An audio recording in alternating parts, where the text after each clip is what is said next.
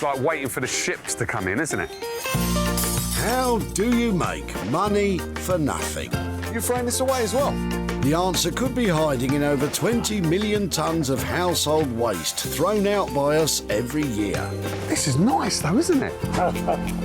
That's why reclamation expert Jay Blades wants to get his hands on things before they hit the skip. I've been a builder, I've been a philosophy student, and now I'm a furniture restorer. So I know more than most about transformation. I revamp the old into the new and then sell it on for a profit. And with some of the country's elite designers and makers, They do need a little bit of fixing. Yeah. A little bit of love. he can transform his finds into desirable, Wow, this is amazing. valuable, That's unbelievable. That's your door. and hopefully saleable items. You've done a brilliant job, mate. Brilliant job. If Jay is successful, then he can hand the profits back to the very people who had no idea there was cash to be made from their trash. I wasn't expecting that. No, dear me.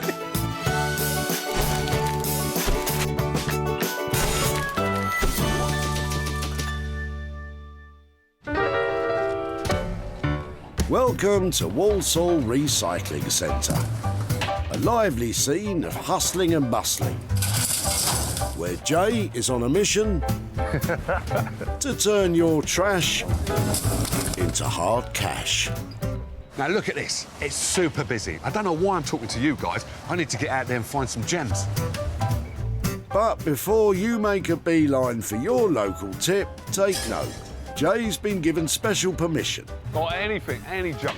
to seek out 3 items that he can reclaim, revitalise and sell on for a profit. What are you throwing away? First to catch Jay's attention is David, with a piece of furniture on its last bobbing legs. That looks nice. Hello. Oh, let me give you a hand. Oh, cheers. Thanks. Thanks very much. How you doing? I'm Jay. Hi, Jay. How you doing? Yeah, good. So, obviously, you're throwing this away. Correct, yeah. And why? Mum's moving with us to Somerset, so we decided to get rid of all the stuff in the house. That's about 50 years old, so... So you remember this as a child, then? 50 years ago, I guess, yeah. Right. There's just only a certain amount of stuff we can keep, you see. So Mum doesn't mind you throwing it away? No, not at all, no. It's been stuck in the garage at the back for years, but good craftsmanship in those days, by the looks of it. No, it was. And look, it's still solid. Obviously, you've got that split in there and Yeah. that split. But that's not a problem at all, actually. I do like it a lot. Would you mind if I was to take this? No, please help yourself. And I'll keep you posted on what I've done with it. Yeah, Is that'd that be all right? Yeah, that'd be great. Thank you. You're welcome. It's diamond. A jewel of a find indeed, Jay. So, David, any thoughts on what the future may hold for your mum's table? Bit of modern chic. What do they call it these days? Distress chic or something? I don't know. I'm sure he'll do a good job. Well, thank you for your vote of confidence, but here's hoping it won't be too distressed. Now, it's not every day you come across an oak table. Now, this table is lovely. The features on it are to die for, but it's got a naughty crack right down the middle there, and also on one of the drop leaves. But I'm a great believer in bringing things back to life, and I think I know someone who can help me out on this one. And that's someone that Jay's invited to the table. Daniel Heath, the Renaissance man of rubbish. Daniel's passion is to take unused materials and make them sing. There's a point in the creative process where you kind of have this eureka moment. It's a painful process of trying to extract an idea and put it into some visual that works. I like to think that the limits are only temporary for what we can do, and I get really excited by new opportunities that I haven't really even thought of until they come along. Well, Daniel, if ever there was a table crying out for a new lease of life, it's this one.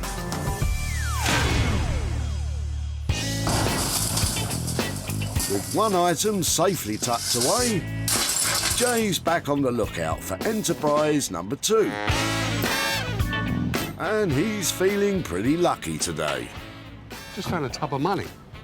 That's a bit too easy, isn't it? Right, let's go and find some real items. Good idea. Perhaps David can deliver with his trunk full of junk. How we doing, mate? Yeah, not bad, not all bad. right? Yeah, So no, do you good. have the seats to go with them? I do, but these weigh an absolute ton. They're soaked to the skin. Oh, Yeah. Wow. Yeah. Where they been outside? Been in the garden for all summer, really. Well, let me have a look at those chairs. Yeah. Have a look at that. Yes, there used to be 4, but the other 2 broke. But these, The other 2 are broken. yeah, chucked them away a long time ago. Yeah. Well, you like the look of them, then, do you?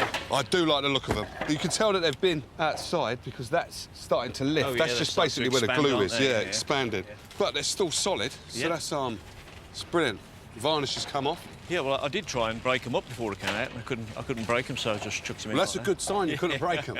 That's a really good sign. So how long have you had these chairs then? They haven't always been outside, have they? God, no, they were in the house for many years. God, I've had them 20, 30 years, something like that. In fact, these came with my second wife. And she doesn't mind getting rid of these? She helped me load them, actually. So, Oh, yeah, she yeah, helped you load them. Yeah. So it's all right to take these? Absolutely, yeah. I'll stay in contact with you and let you know what I've done. Yeah, Is that'd that be all great. right? Yeah, I'd be interested, yeah. Diamond, Okay. sorry about the wet hand. That's all right, not a problem. Yeah, Right. you're welcome. I'll be back for those seats as well. OK, I'll get those out for you. Cheers. Thank you, kind sir. But what do you think he'll do with them? I'd like to see them back and functioning, to be honest. They only got rid of them because they didn't fit anymore, you know, and we had a new table. Yeah, I'd like to think somebody can sit on them in the future, yeah. So 4 would have been a lot better, but 2 is better than none at all. I think in the right hands, these are going to look amazing. And Jay has 4 hands in mind that could be perfect. It can only be Katie and Richard. Husband and wife team Katie and Richard not only have love for one another, but also for creative reclamation. And they're sharing it with the world. Their passion is to take unused and unloved items and make them sing. I do have a tendency to go quite crazy, and maybe a little bit crazier than you, that'd be fair to say, and you're good at reining me in. Our skills are sort of complementary, I think, Yeah. as well, rather than overlap, so Yeah. we don't tread on each other's toes. It's very egalitarian, as long as he does what I tell him to do. I think it's all right, isn't it? It works well, yeah. She's in charge. Well, someone will need to be for this challenge.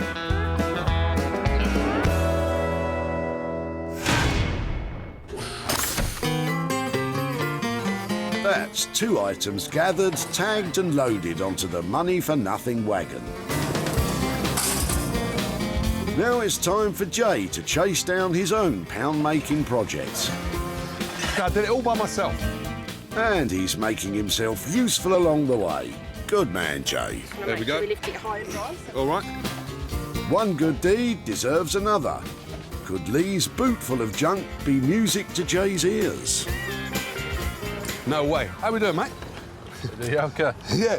Don't tell me you're throwing these away. Yeah, throwing these away. Why? It's been in the shed for too long now, so just going to get rid. These are nice, solid items, these are. Did you used to be a DJ or something? What? About 9 years ago, and I just stopped. What's in this one? Are you throwing that away as Yeah, well? throwing that away. It's empty. It's just a flight case. Flight case. Yeah. So what used to be in there then? Just turntables, a mixer, both sides. So this is redundant. Oh, blimey, they're heavy, aren't they? So what music do you used to play then? A bit of funky house, speed garage, a bit of everything really. You must miss it though, eh? I miss it, but it's having the time. Yeah. You grow up, You grow up, yeah. work, get a job. And why are they so heavy? Is it because of the speaker that's inside Not it? the edges though. There's a massive magnet in there anyway. So. Oh, there's a magnet in Yeah. there. All right. OK. So, if it's all right with you, can I take them, yeah? Yeah, it's fine. Sure. Look, it's going in there anyway, so yeah. that's All fine. right. Well, I'll probably be able to turn these into something, and then I'll stay in contact with you and let you know what I've done, yeah? Yeah, that's fine. Good on you, man. But you've got to give me a hand with these, because these are too heavy, man. Blimey. A little less complaining, please, Jay. A great find, though. What do you think's in store for them, Lee? Be interesting to see what you can do with it. Can't see what you can do with it, but it'll be interesting. So these are so cool. What we've got is a massive long flight case and 2 industrial speakers. Now, they are heavy, just take my word for that, but I'm really excited about these ones. I think I could turn this into something amazing. That makes it 3 items banked. Daniel will take on the table. Katie and Richard have the chairs to transform. and Jay will work his magic on the old DJ kit. Now that's it, done and dusted. Got 3 good items in the bag. Let the games begin.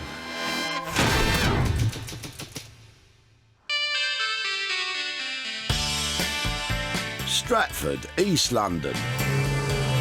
This area has seen extensive transformation in recent years, which makes it the perfect spot for Daniel's workshop. Hopefully he's going to like it, even though it's falling apart. But it's a heavy lump, so I need him to give me a hand. So there we are. So, It's all right, isn't it? it's all right. It will be. It will be, yeah. Let's get it in the bench. Yeah, let's have a proper look at it inside.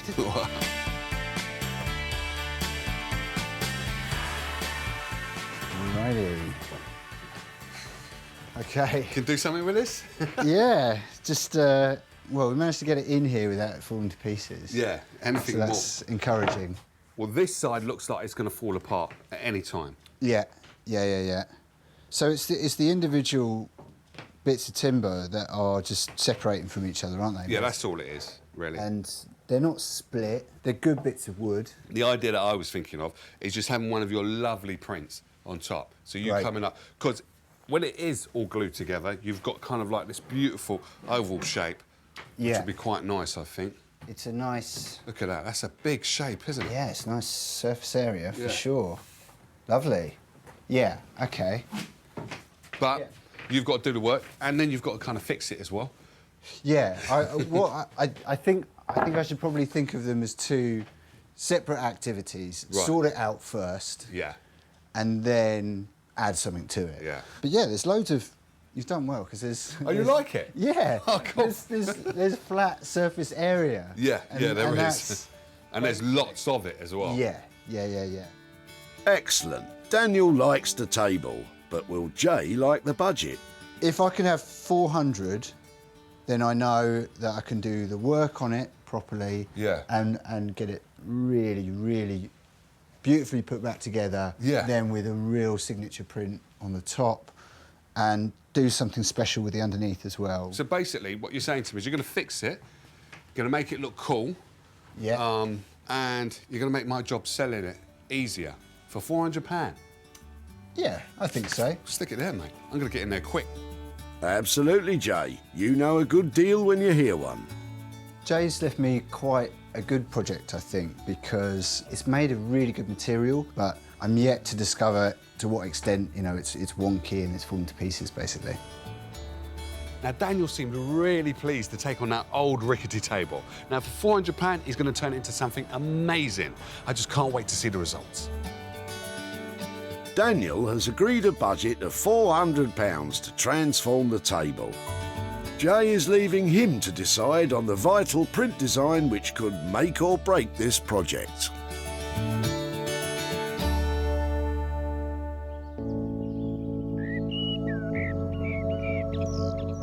The charming county of Monmouthshire in South Wales.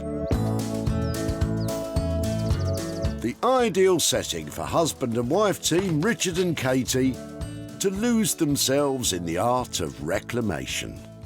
I'd really like for him to just bring something that's just totally overlooked, really dilapidated and a bit sad and just needs a bit of love. Yeah, something that's a bit sad and lonely, lived a long life, but is now on its way down, and we can give it a lift, rejuvenate it. Forget about the chairs. I'll be right over. I'm in sunny old South Wales, and I've come to see Katie and Richard. And I've brought them along these lovely teak chairs. Now, they need a bit of fixing. I'm sure they can handle that. Let's go and see them. How are we doing, guys? You all right? How you doing? Hi. Oh. Wow, look at Got these. something for you. Okay. Excellent. Do you want to grab Exciting. Cool. Oh, Let's have a look. nice. How you doing? All right. Hi, Jay. How you doing? I'm very good, actually. Good. That one goes up there. How you All doing, right, sir? mate? Yeah, very well. Good to see you. Interesting. They are interesting. Yeah. And I thought they'd be right up your street, to tell Yeah. the truth. Yeah. They do need a little bit of fixing. Yeah. A little bit of love. Yeah, just a little bit. Well, cosmetically, they look a bit tired. They Yeah. are a bit tired. But they're still a form of a chair, which is a good start, isn't it? Yeah, lots of potential there, I think. Lots of potential. Some lovely shape as well. I like this. This is really interesting detail. So what I was thinking, that you guys could just cover these over and, spruce them up a bit. But obviously, I'm here, so it's your ideas, really. Strip them back first, Yeah. I think, sand them down. Right. See what's going on underneath. Yeah. And then... And What do you think? reseated, I think. Obviously, new fabric, but it might be nice to really get them a little bit more padded as well, make them super comfy. And this might be beach, I think. It looks like a... No, I decent- think this is teak. Oh, is it I think we've got teak? teak here. Yeah. Oh, Which is nice. Really nice. Yeah. So, it brings me down to budget. How much are we talking? What do you think? Well, I think we can probably do the pair for 150. Cool. Yeah? 150. So that's fixing them, making them structurally sound, as you said, Richard. Yeah. And then new padding on the top, Yeah. fabric, and obviously all these scratches and all that. It's going to look a bit better than it is now. Absolutely, yeah. We'll sand them down and put a little bit of And treatment maybe on the wood. and a little bit of paint here and there to pick out the colours of whatever material we used. That's what I like to wear. Are we talking your Yeah. language? You like a bit of colour? I love a bit of colour. Not a lot, I love colour. So 150, we got a deal. OK, lovely. All right. Nice Thank one. you. Thank you. Cheers. All right, enjoy, Cheers. have fun. Thank you. See you later. Bye. Deal done. Happy, guys? We asked for something that was a bit sad and in need of repair, and that's what we've got. But I'm really chuffed. You chuffed? Me too. There's a lot we can do with them. Be nice to get stuck in. Well then, we won't hold you back any longer. I'm well chuffed that I brought those 2 chairs down to Katie and Richard. Now, they mentioned a bit of colour, and you know that's right up my street. I just can't wait to see what they do with them. Katie and Richard's transformation budget is £150. It sounds like they've got what they wanted, but perhaps they should be careful what they wish for.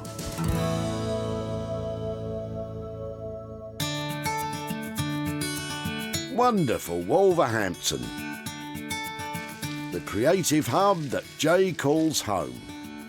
The man himself is at his workshop and is raring to get started on the old discarded DJ gear.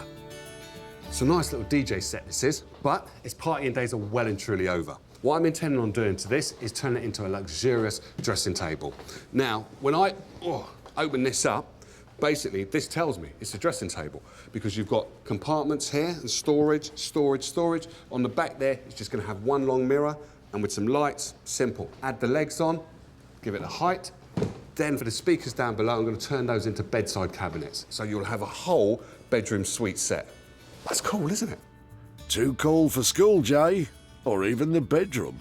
First things first, what I have to do is clean this and just get rid of all the stuff I don't want in here and tackling the outside as well. Because what I'm going to do here is I'm just going to give it a uniformed colour, but really make a feature of these corners.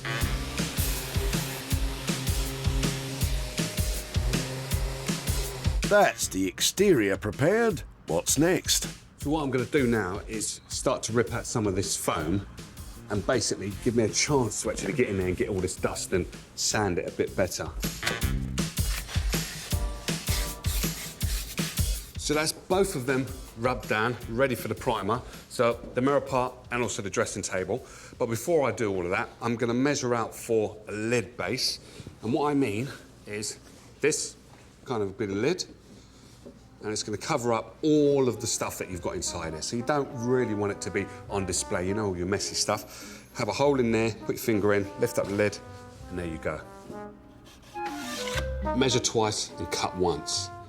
So just measuring up again, make sure I've got it perfect. Good man. We like a bit of perfection around here. So I've got a number of these that I want to cut, and what I brought out is the big boy saw to just save on the arms. And speaking of which, a gentle reminder to save other parts of the body by wearing a dust mask and eye protection.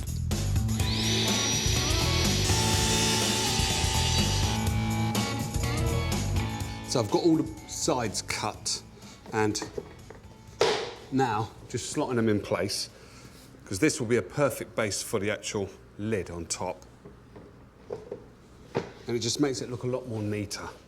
And then obviously, once I've got a bit of paint on there, that's the same colour as the inside, then should all go according to plan. Shoulda, woulda, coulda, Jay. Let's not get ahead of ourselves. But I have to admire your optimism.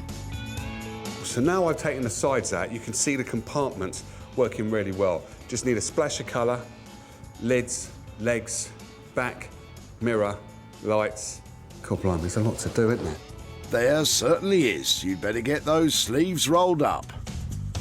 And with £26.50 spent so far and a lot of work still to be done, you may be running the risk of having to give yourself a bit of a dressing down.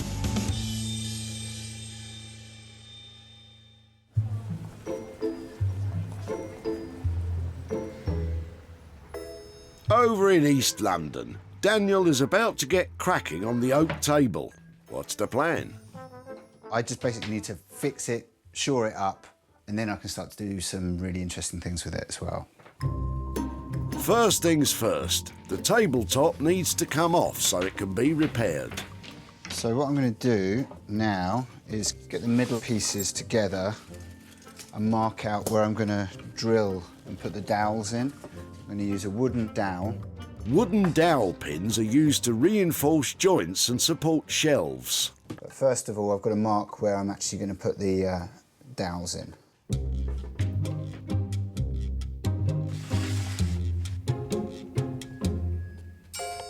So I've got this tool, which is basically a guide for doing my dowels. So it will just make sure that the dowels are in the same height on both pieces of timber so that they'll marry together. Ooh, very clever. So they seem okay. Calibration confirmed. Lashings of glue now required. That feels good. I'm pleased with how it's come together. What I need to do now, you can still see there's a gap, and that's where I'm going to use these ratchets to basically ratchet these so that they're joined together, and they should hopefully end up with a really, really nice join. With the tabletop set aside to dry, Daniel turns his attention to the legs. It's really satisfying. It's so nice to see a man happy in his work. Great. So far, this table doesn't appear to be giving Daniel any problems. I'm just going to show you one small part of this kind of process that I'm going to do to it that's going to transform it. And I'm going to apply gold leaf to these sections here. And the first thing that I need to do is I need to apply the glue to the surface that will stick the gold leaf on. Daniel is brushing the glue into all of the creases and folds of the bobbin legs to ensure an even coverage when the gold leaf is applied. Stick it all the way around. So as you can see, it's a really time-consuming process. Time-consuming and fiddly, you say? Nothing like a little pressure to help get the job done.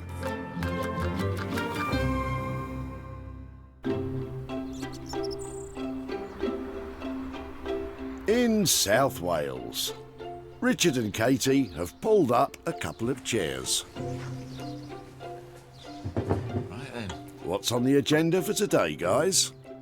The first job, as ever, is to sand them down. As you can see, they're looking a bit weary. So we want to strip the wood right back, and then we can oil it and make them look really beautiful again. I'm going to take a look at the seats. They're not too bad pad-wise, but I think we need to replace all the upholstery because it may be that they're damp and a little bit old, a bit smelly. So I will take all this apart, probably use the original board and then reupholster them and choose some nice fabric. And also we need to pick some paint colour if we use colour that works with the fabric. So we need a bit of time to choose carefully, I think. Yeah, bring them back to life.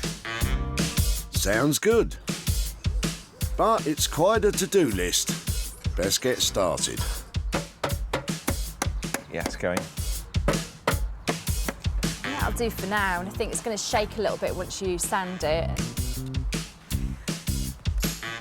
And please, folks, like Richard, make sure you always wear a protective mask when sanding. It'll put a smile on Katie's face. Yeah, I think Jay might be right. You thought it was teak under here? Yeah, it's looking like teak, isn't it? It's not dark. It's not Yeah. pale enough to be beach. No. It's lovely. Yeah. Grain's really nice. So let's have a go at a leg. Confirmation of teak is good news. Teak furniture is amongst the most expensive. And why? It's sought after for its elegance and its durability. Rather like myself.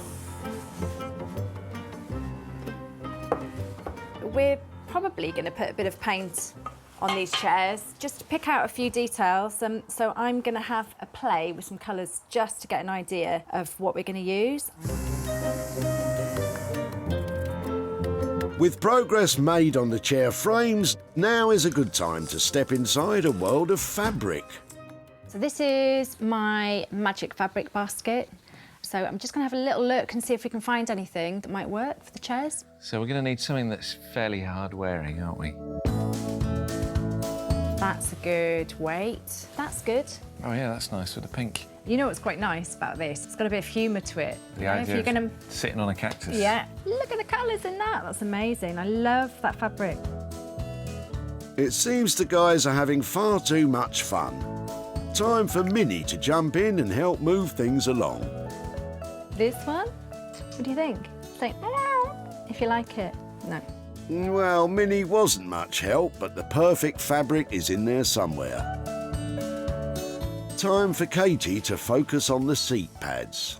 I want to keep the wooden base, and I'm just going to take off all the covering, all of this slightly manky material that we've got on that we're not going to use. See what's underneath. This is chipboard. You can see straight away that it's suffered a bit of damp. Might be salvageable, might sand it up a bit and just see if the damp's penetrated it. We might have to replace the wooden base as well. After a good start, it seems the chair is giving up some unwanted secrets. Perhaps converting these chairs on a small budget won't be so easy after all.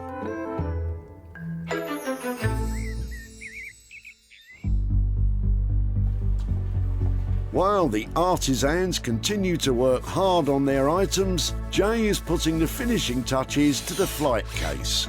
This is looking beautiful. When Jay rescued the DJ case from the skip, its party days were well and truly over.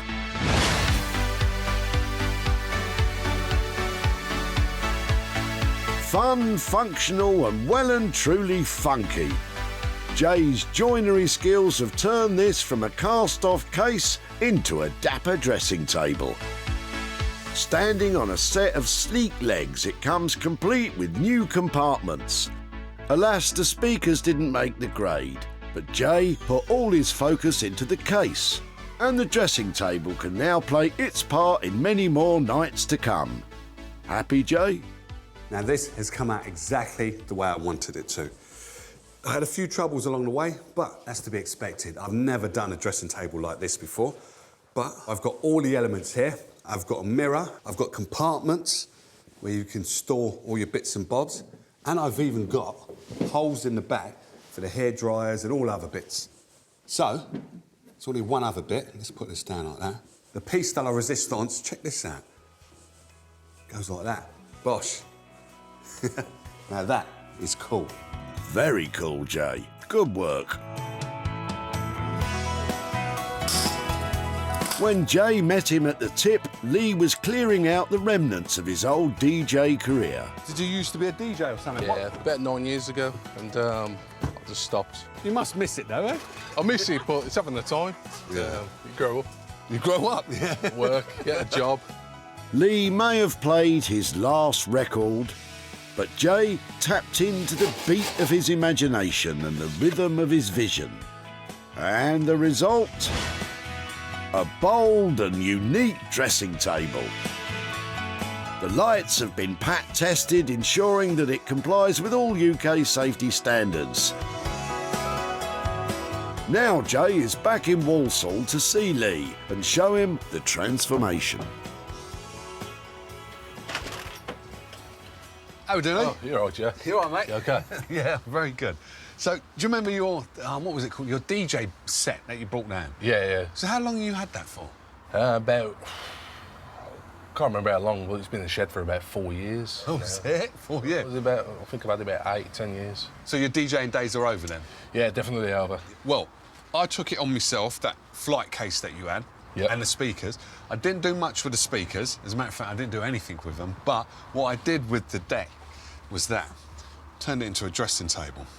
So what you've got, these are 3 compartments. You lift them up and then you put all your storage in there. Looks good, that does. And then you've got your mirror there, where the lights, you can change them, and it's LED. That's pretty good. You like that, yeah? Yeah, yeah.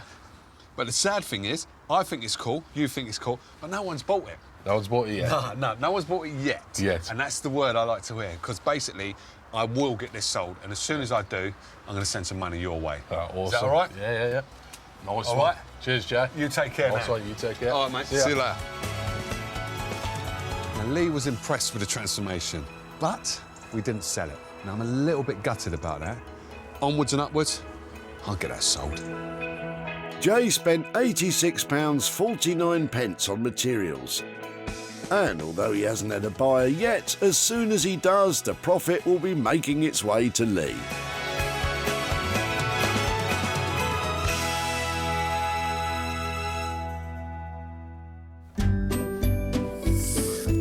In East London, Daniel is giving the table a final polish in preparation for Jay's arrival. Jay dropped me off a table that was in a bit of a state, so I think he's going to be really pleased to see it kind of put back together in one piece, and yeah, I hope he likes what I've done with it. Well, Daniel, we're about to find out. I'm here to pick up my broken drop leaf table. Now, Daniel said to me he's going to give me something special. I'm just hoping he's done that, and he's put the table together again. After years of loyal service, it seemed this table's dining days were over.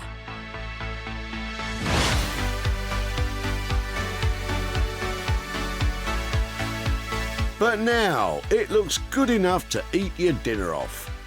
To turn the fractured furniture back into something functional, Daniel toiled day and night to repair, restore, refresh and renew the old table. His show-stopping design was printed directly onto the reconstructed top, creating a real centrepiece. The imitation gold leaf on the beautiful bobbin legs enhances the classy feel of this luxurious table. It's all back in one piece, but what will Jay make of it? Hey, Jay. Come on, man. Keep doing this to me. How are you? Yeah, I'm good. I'm pleased with it.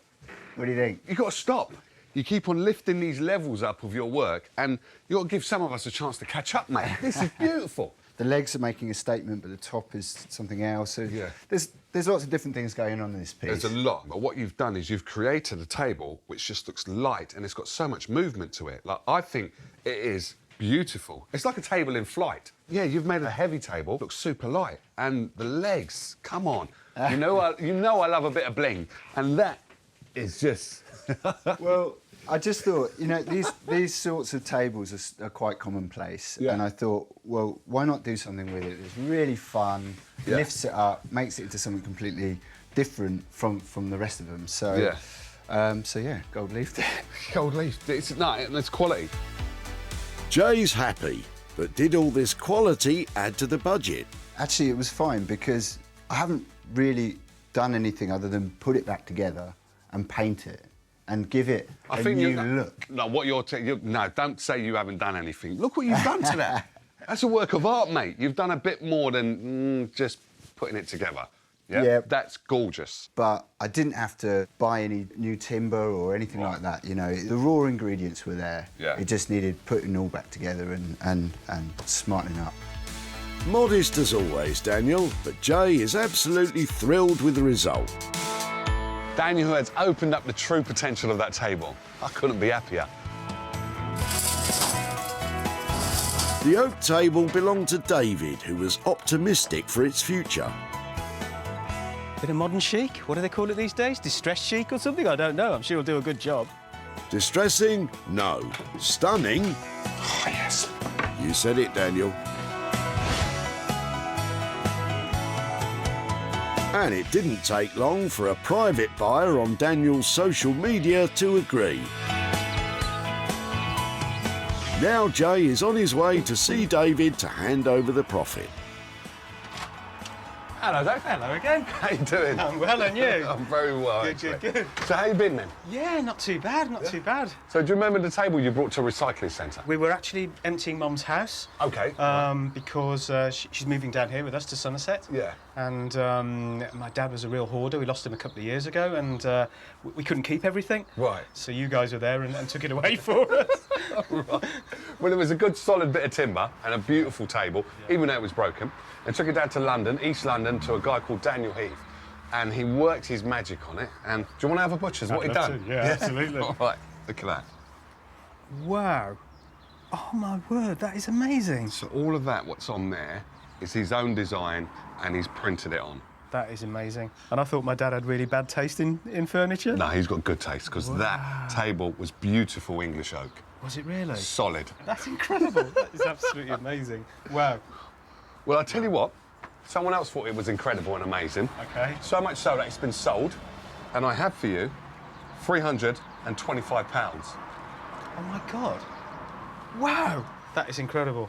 My mum's going to love that, because I wanted to go away on holiday this Christmas. Right, yeah. So, there we go. It's my mum's table, and Right. her and Dad bought it. OK? Sorry, yeah. It's cool. Yeah, it's incredible. Yeah? Amazing. Absolutely amazing. She's going to love it. No, that's good. And as I said, your old man, he had brilliant taste because the table was good, Yeah. and it looks good, and so much, someone's bought it. So Incredible. it's going to keep full circle. Thank you so much. Right. That's just amazing. No, thank you. Wow. And tell Brilliant. Mum I said hello. I will. All right? Thank you so much. You take care now. Take care then. Thanks. Bye. Bye. I think David was impressed with that transformation and the emotion that he showed because it was his father's table. Now that was touching. And the money's going to his mum so she can have a nice break. Brilliant. Daniel charged £400 to transform the table. The table was bought for £725, leaving a £325 profit to go towards David's mum's holiday.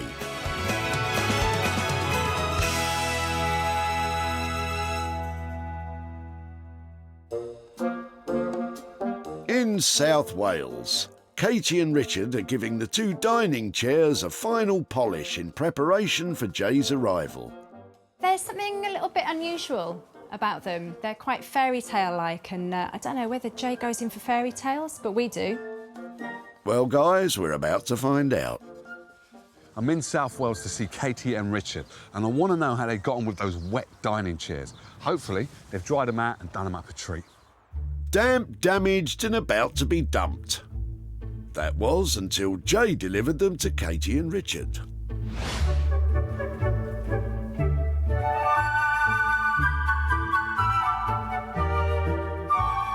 It seems fairy tales do come true.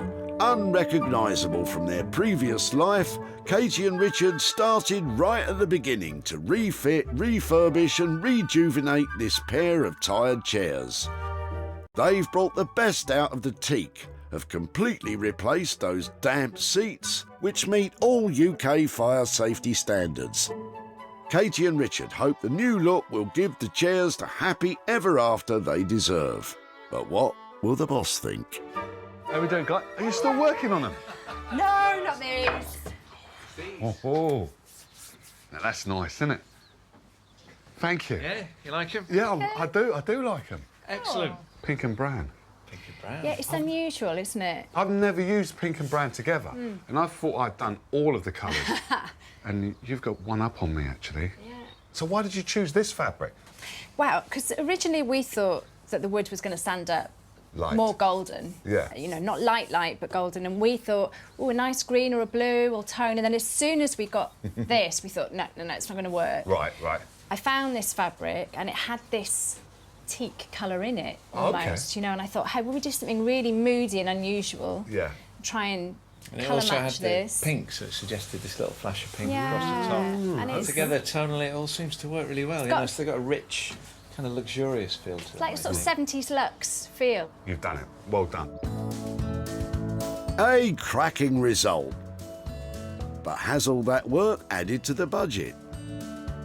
And budget-wise, I left you with £150 for the pair. Yeah. Yeah, Spot we're good. on. Well, spot on. Yeah. Yeah. Yeah. Well done. I love it. know. I love it. Jay's been won over by the luxurious 70s look. Happy, guys? I like that he was surprised as well. Yeah. You know, it's nice to keep people on their toes, keep them guessing, and an unusual colour combination is a risk, Yeah. but I think it paid off. Yeah. Took me a little while to get my head around that colour combination, but now I love it. Those chairs are pretty and pink. Time to get selling. The dining chairs belong to David, who would have been more than happy with a little spruce up. I'd like to see them back and functioning, to be honest. I'd like to think somebody can sit on them in the future, yeah. And thanks to Katie and Richard, one can not only sit on them, but gaze at their beauty.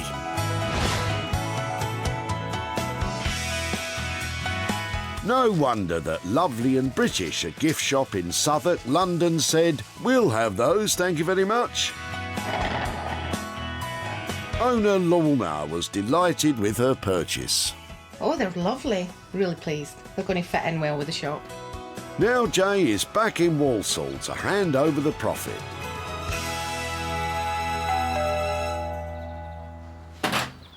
Oh, yeah. How are we doing? You all I'm right? good, I'm good, yeah. Good to see you. Good to see you. Likewise. Yeah, yeah. So do you remember those two chairs, or the wet chairs that you brought down Oh, to the yeah, recycling they were centre? very damp, weren't they? I took them to a couple down in South Wales, Right. and what they turned your chairs into is... Have a look at this. Good grief. There's those chairs. That's incredible. And matching, oh, they're matching pairs. The aren't they? matching pair. Fantastic. So they've got the pink on the back, Yeah. and they've cleaned them up, and the seats, they just got rid of them. They're because- reupholstered, are they? As Yeah, well? reupholstered, Yeah. new base, because the base was all wet. Yeah. Rubbed them all down, re-oiled them, paint, new upholstery. And there you go. Fantastic. I'm pleased to tell you, Yeah. I was able to sell those, All right, okay. and I've got for you Yeah. £115 Good grief. profit. That's fantastic. Right, that's brilliant. all right? That is excellent. In fact, that's... What are you going to do with that? Well, you might have seen my prostate cancer badge. I'm doing a okay. cycle run for that, so that'll go in my sponsorship. Oh, is towards- it? Yeah, yeah. So that'll go towards cancer. So how far are you riding? Where are you going? I'm doing the Grand Depart, which is a mirror of the first stage of the Tour de France next year. So it's 195k. Yeah. In one day you're going In to do one that? day, yeah, yeah, yeah. yeah. God blimey, well, yeah. you could best get some practice in I then. shall, yeah, All right? yeah, yeah. That's fantastic. Cheers. Thanks a lot. No You take problem. care. Thank you. Bye. Bye-bye. Now that was a great result.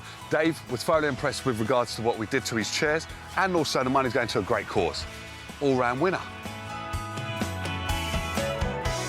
Katie and Richard kept to their £150 budget. The chairs were sold for £265, leaving David with £115 to put towards his charity event.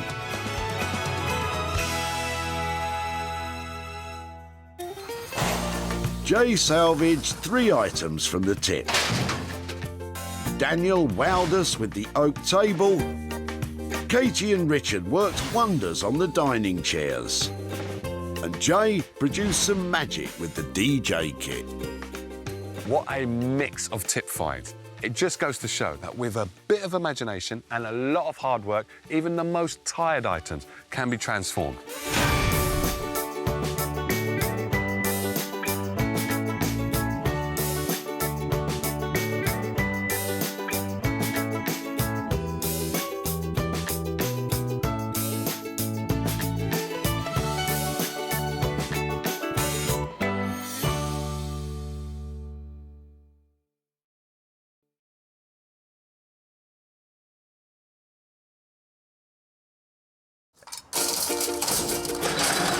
Ooh, this looks interesting.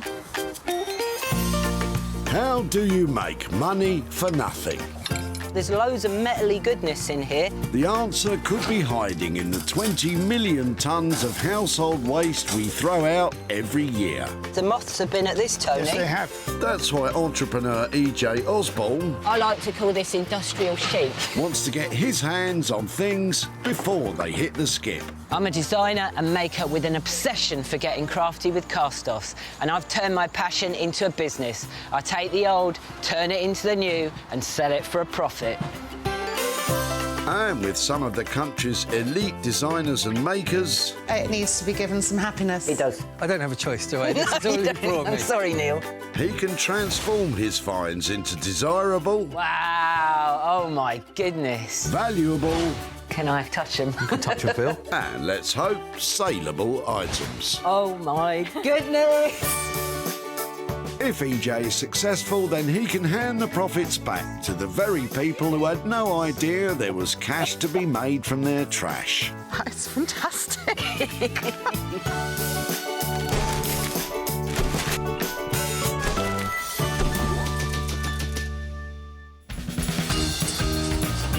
EJ's searching the Woking Recycling Center in Surrey. Well, the cars are flooding in and the rubbish is piling up. Now, all I have to do is save it before it ends up in there. There's plenty for EJ to get his teeth into. Oh, this looks exciting. And he's been given special permission to search and salvage. The pressure's on to find any old iron. Come on, EJ. Time to swing into action. David's looking to dispose of an old wardrobe, and it looks as if he could use some help. EJ to the rescue. Hello? Hello. Do you need a hand? Yes, please. Yes, please. That looks a bit heavy. And still got clothes in it, is it? No, I don't think so. I'll have to open it up and have a look. The wardrobe originally belonged to David's aunt. She donated it to him when he got married in the early 70s and was looking for furniture. It was been in the garage with tools and that in it for at least 20 years. Really? Yeah, at least 20 to 30 years. Just retired, so I'm clearing everything out. Should we check there's no tools left in it? That's it. Oh, look at this. Did you put these in? Well, I must have done. What's the date on these then? 1974.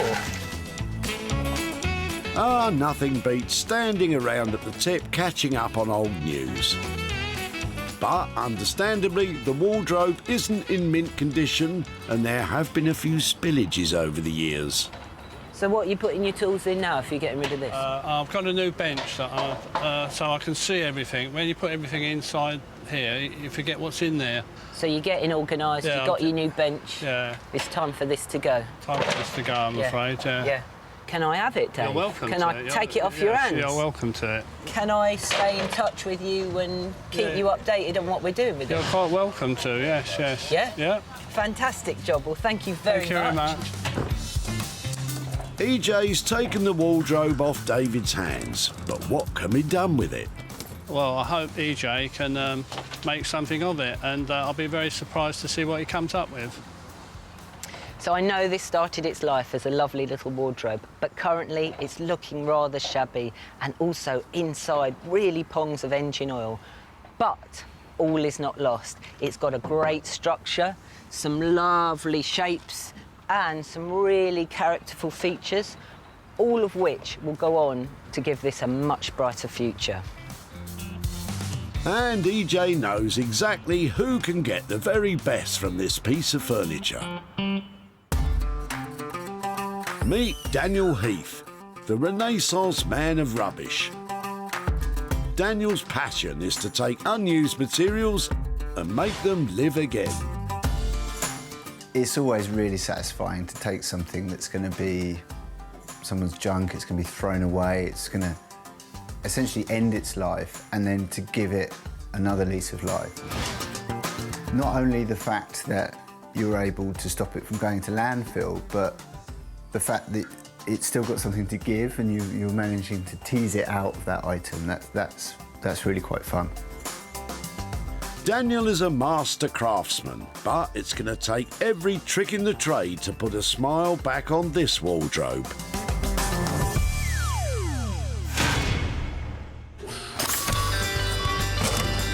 With one item rescued, EJ's feeling on song.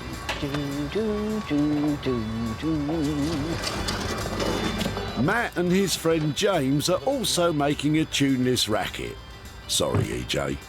But this leather suite could be sweet music for an upcycler like EJ.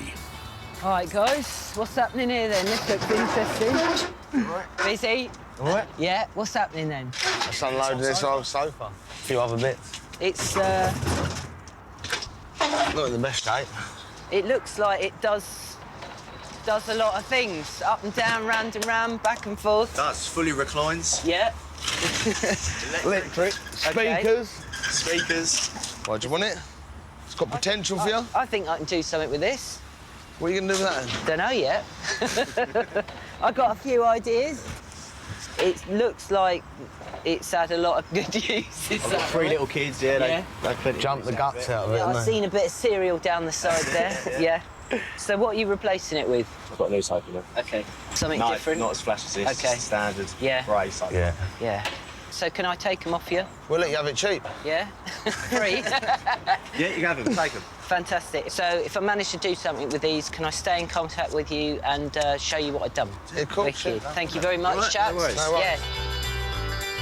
The sofa cost Matt a pretty penny when he bought it 7 years ago. But what future does he think it has? Don't know, make another sofa, maybe recover them. I don't know, something like that. As always, what I really love about this kind of thing is we've got a material in abundance. There's loads of it, and I'm really excited because I'm pretty sure we can do amazing things with this. EJ's betting he knows the very person to take on this challenge. And it's not a furniture maker. If you want a bag, then go see Neil Ragg. From scrap into satchels and rags into bags, Neil is your man. Neil utilises tough and rugged materials destined for the dump and transforms them into one-of-a-kind carry-alls that will last a lifetime. The sewing has really just come from a necessity to make something better, and then it became all-consuming, really, and everything I do is sewn. I think the reason I use the salvage materials is just because it's, I don't know, it makes it harder for myself, but in some way, that's more rewarding. Neil has made bags from the most unlikely sources. But what will he think when EJ dumps this on his doorstep?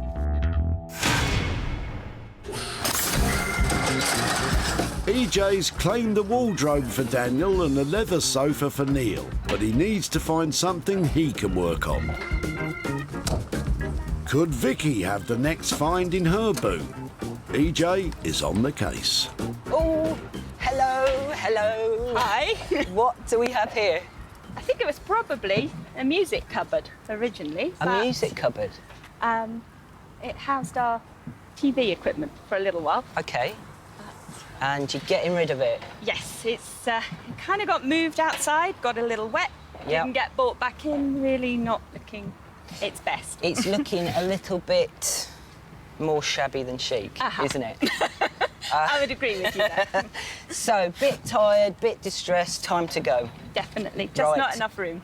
Well, look, this is exactly the kind of thing that I'm looking for. Okay. So, would I be able to stop you from binning it? And can I take this? Absolutely. And if I do manage to do something with it, can I come back, visit you, and show you what we've done with it? I'd love to see that, yeah. Yeah? Thank you so much. Be my guest. See ya. As EJ whisks the cabinet away, does Vicky have any thoughts on what will become of it? I really can't imagine anything beyond what it actually is at the moment, but we'll see. I'm sure he'll do a great job. This is all right, isn't it? It's seen better days. It's pretty tatty, very flaky, but I reckon with a little bit of work, I'm gonna find a lovely little cabinet underneath all this. That's 3 items successfully saved. Daniel will be working his magic on the veneer wardrobe. Neil is going to get crafty with this massive leather suite. And EJ's task is to transform the cabinet from looking blue to looking new. Wow, I've had a really challenging day, but I've managed to find some exciting items that I reckon are going to set me off on the pathway to profit.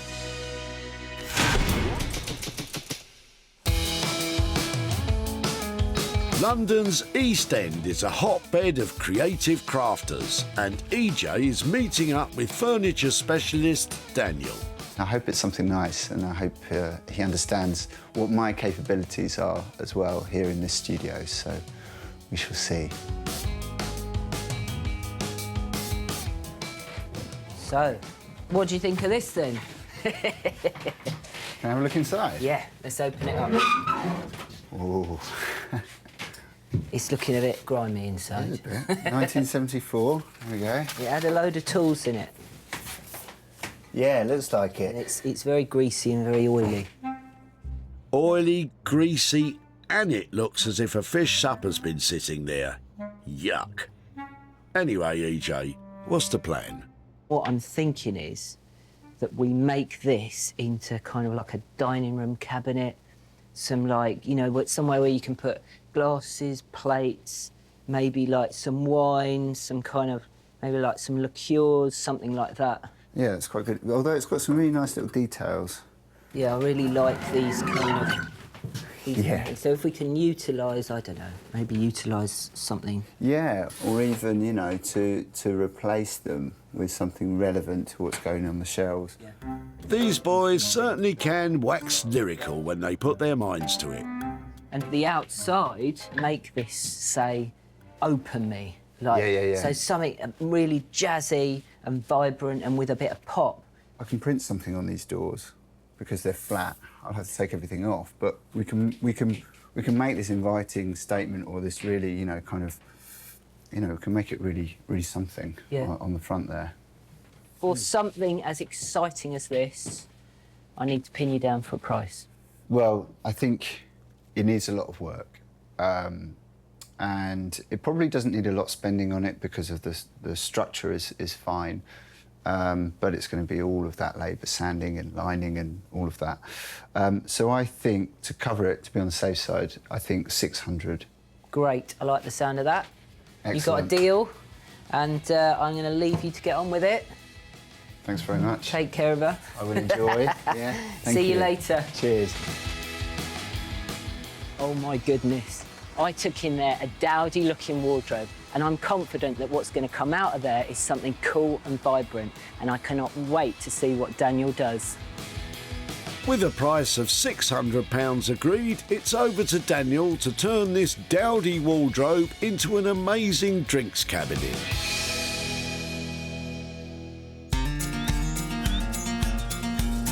The Buckinghamshire town of Marlow has plenty to offer the river enthusiast.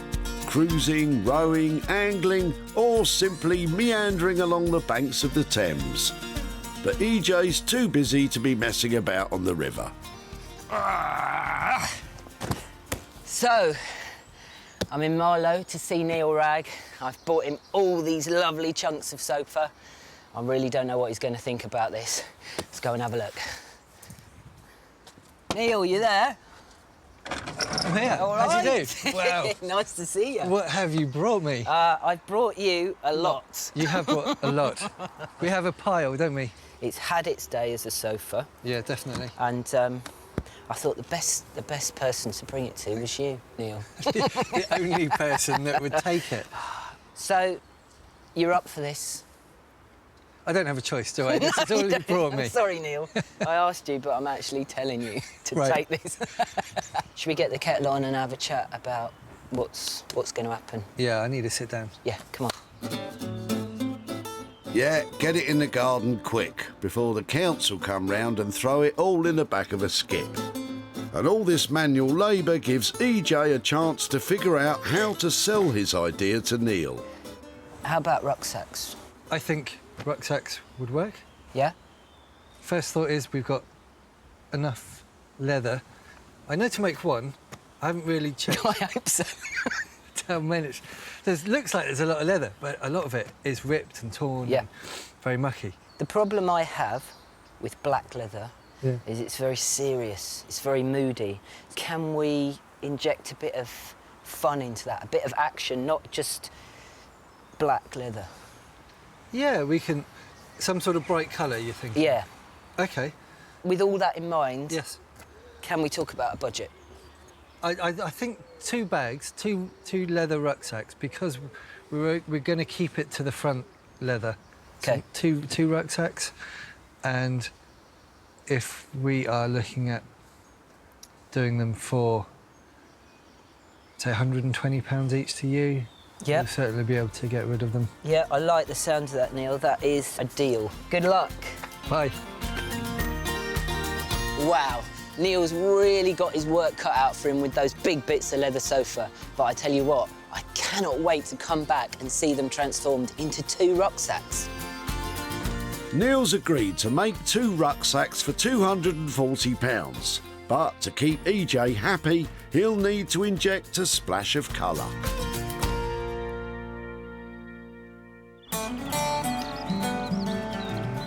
The wardrobe and leather suite have been delivered. And now EJ is at his workshop in Somerset, assessing the work that needs to be done to rescue the blue cabinet. Things are about to drastically change for this little cabinet. I'm going to strip it right back. Underneath all this is some beautiful solid oak. I'm going to restore the back. I'm going to rip off the top. I'm going to do something really interesting that I've never done before with these doors.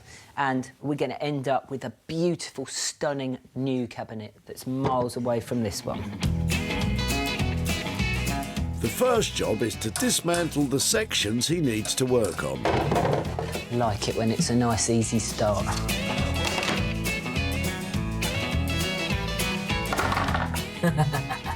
Smells nice. Sounds nice. EJ's checklist for old furniture. 1, does it smell nice? 2, what are the acoustics like? It didn't come off as clean as I wanted it to.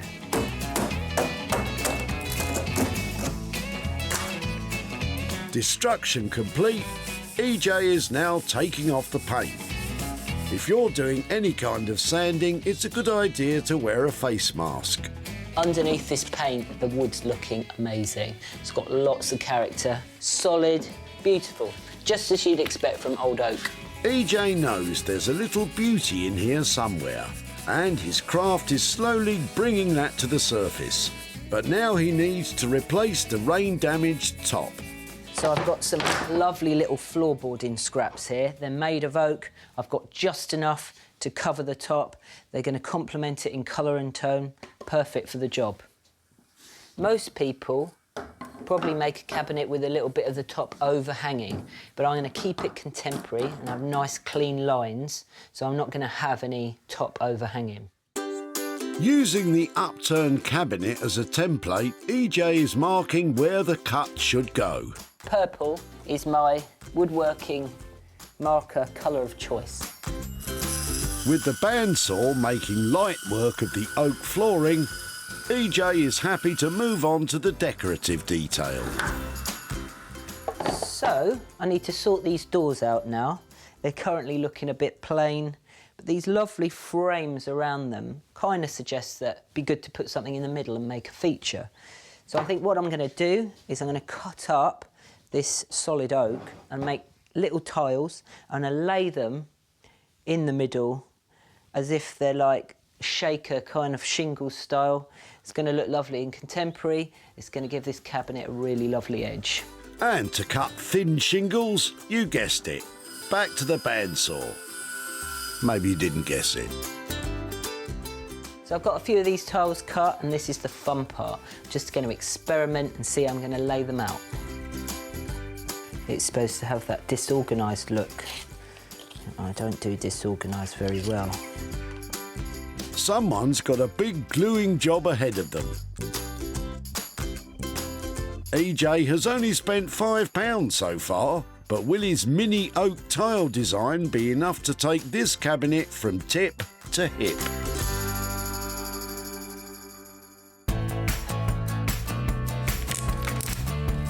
In East London, Daniel's starting work on the wardrobe. The first in a long list of tasks is to sand down the doors.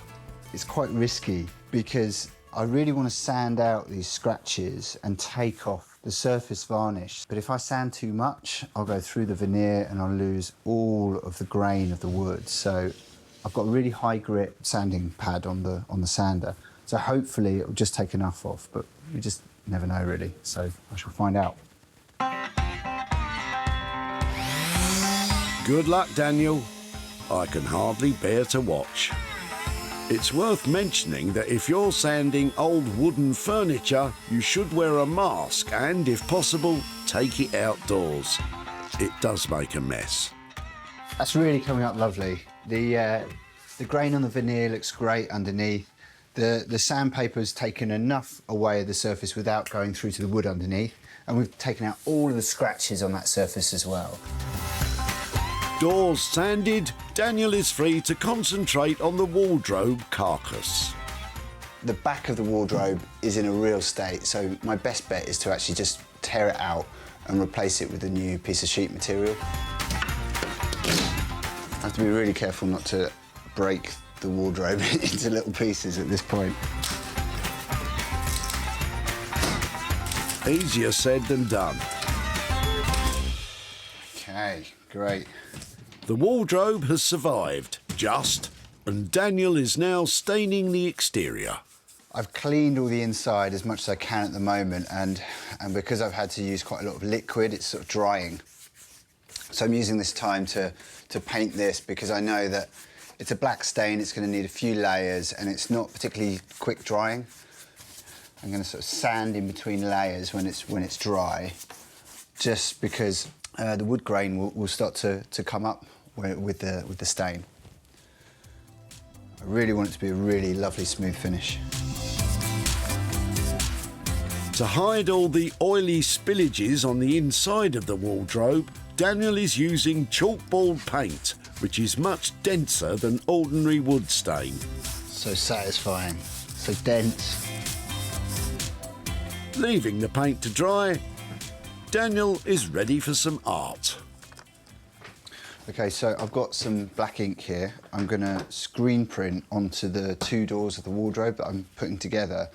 I've got a lot of symmetrical wallpaper patterns, so I'm going to use one of those to go up the centre of kind of where the doors meet. The only thing is that it's quite a tricky thing to print the two evenly, and the doors are actually veneered, so if I do mess it up, it could be catastrophic because I can't really sand it too much because the veneer is so thin. So, fingers crossed. This is the critical moment. If his screen printing doesn't work out, Daniel might find another use for the wardrobe as a hiding place when EJ returns.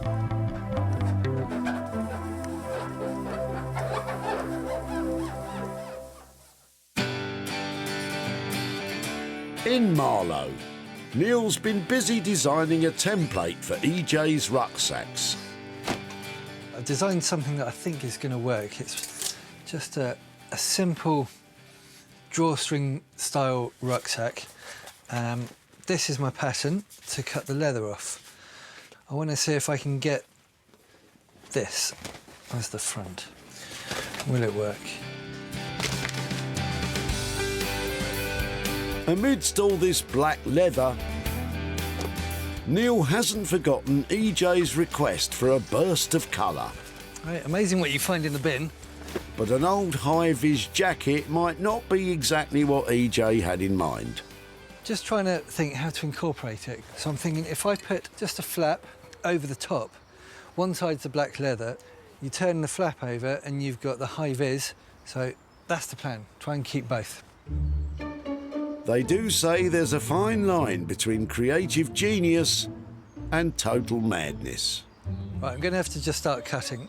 And what I'm going to do here is cut right in the middle of this piece. So that does mean that there's loads of leather almost wasted, which might be the wrong decision since I'm very limited on supply. But I want to keep some of the features of the sofa in. So although that might be a bad decision, it's the one I'm going to stick with. Never fear, Neil. If you do run out of leather, you could use some more of that old lovely high-vis jacket. This is going to be the front of the rucksack that you see from the outside, showing just a little bit of what its former life used to be. With plenty more stitching to do, Neil is heading indoors. I suppose the thought of picking something out of a bin is a bit grotty. But when you spot something like this that can't be used as a coat anymore, but has got something I can use, it's quite exciting, isn't it? Neil has to cut out the cleanest sections of the old jacket. Lots of fabric, but is it good enough? And once he's sliced up a few panels of leather, he's ready to stitch them together. I don't sew many triangles, so I think I've got this worked out right. Neil has a vision of marrying high-vis with high fashion. Let's hope that EJ is on a high when he sees the end result.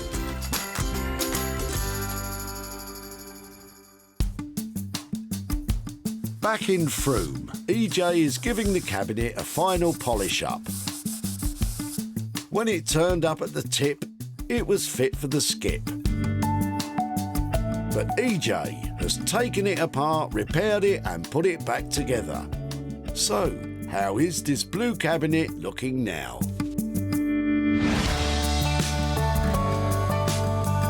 Gone is the bland blue look, and in its place are a stripped back and playful mix of styles and influences that combines to make a thoroughly modern piece of furniture. The shaker-style oak shingles make a traditional feature for the doors, and with the oak flooring on top, you'd be forgiven for thinking this was all very straight-laced. That is until you see EJ's impish metallic chevrons, giving out a cheeky smile on either side. And to finish off, EJ has added more upcycled credentials, with salvaged casters and an old door latch. So there you have it. I think this is quite the transformation. And now that it's all done, I see this as a gin cabinet. So I got rid of all that blue paint. I've added some lovely metallic details on the side, got some nice vintage fittings, completely changed the doors, and inside is ready to store your gin bottles, some glasses. This thing is ready to rock and roll.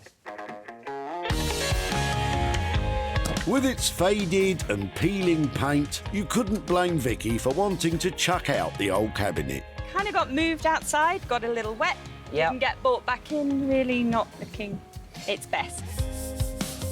But EJ lavished it with love, imbued it with a sense of fun and brought it back to life. After snapping a few pictures, it wasn't long until the cabinet was sold to a gin retailer in Cheshire. Company director Mike explains why it's a perfect fit for his shop. Our tables and stools are all made out of recycled scaffold planks, so I think it really fits in, and we've certainly got enough gin to go in it.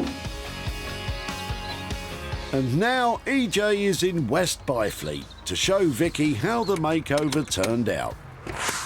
Vicky. Jay. Hello. How are you? I'm very well. How are you? I'm good. So, do you remember at the tip I took your old blue cabinet?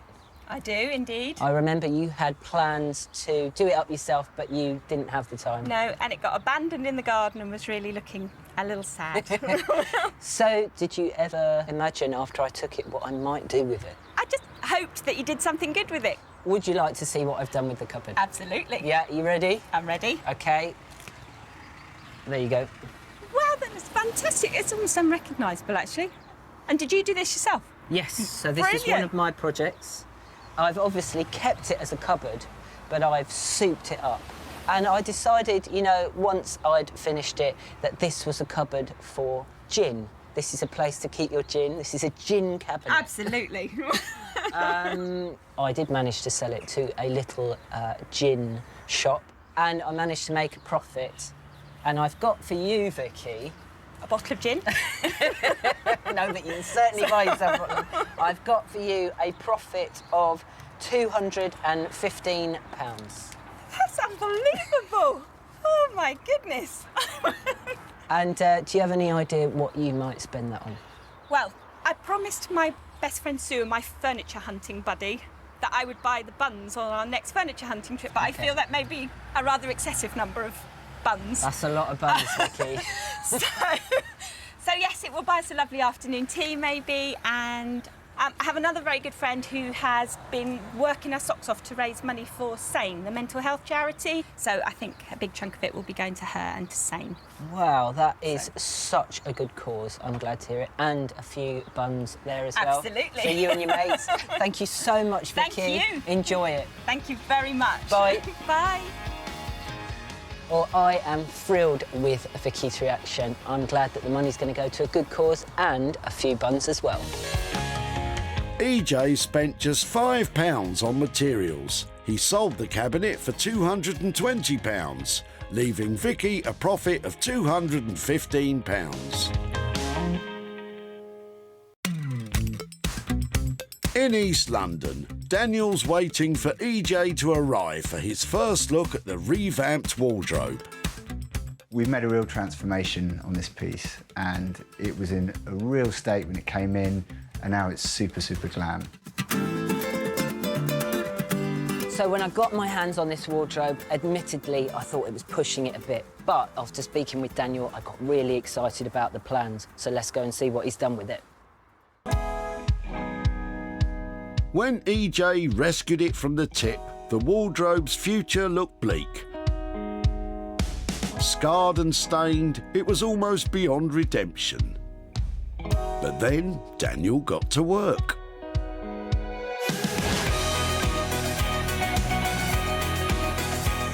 With his exquisite craftsmanship and attention to detail, Daniel has created an Art Deco-inspired cocktail cabinet that radiates 1920s opulence.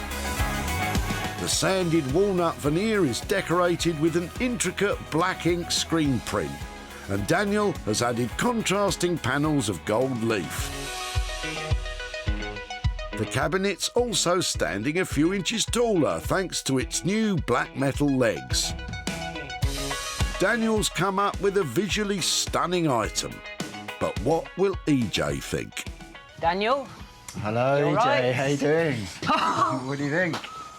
It's a transformation. That's amazing. Oh my goodness. Oh man, I'm speechless. My stomach just kind of came up towards my head.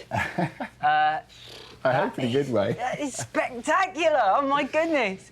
Tell you what it looks like. It looks like a magic box. Yeah. It looks like a portal into another dimension.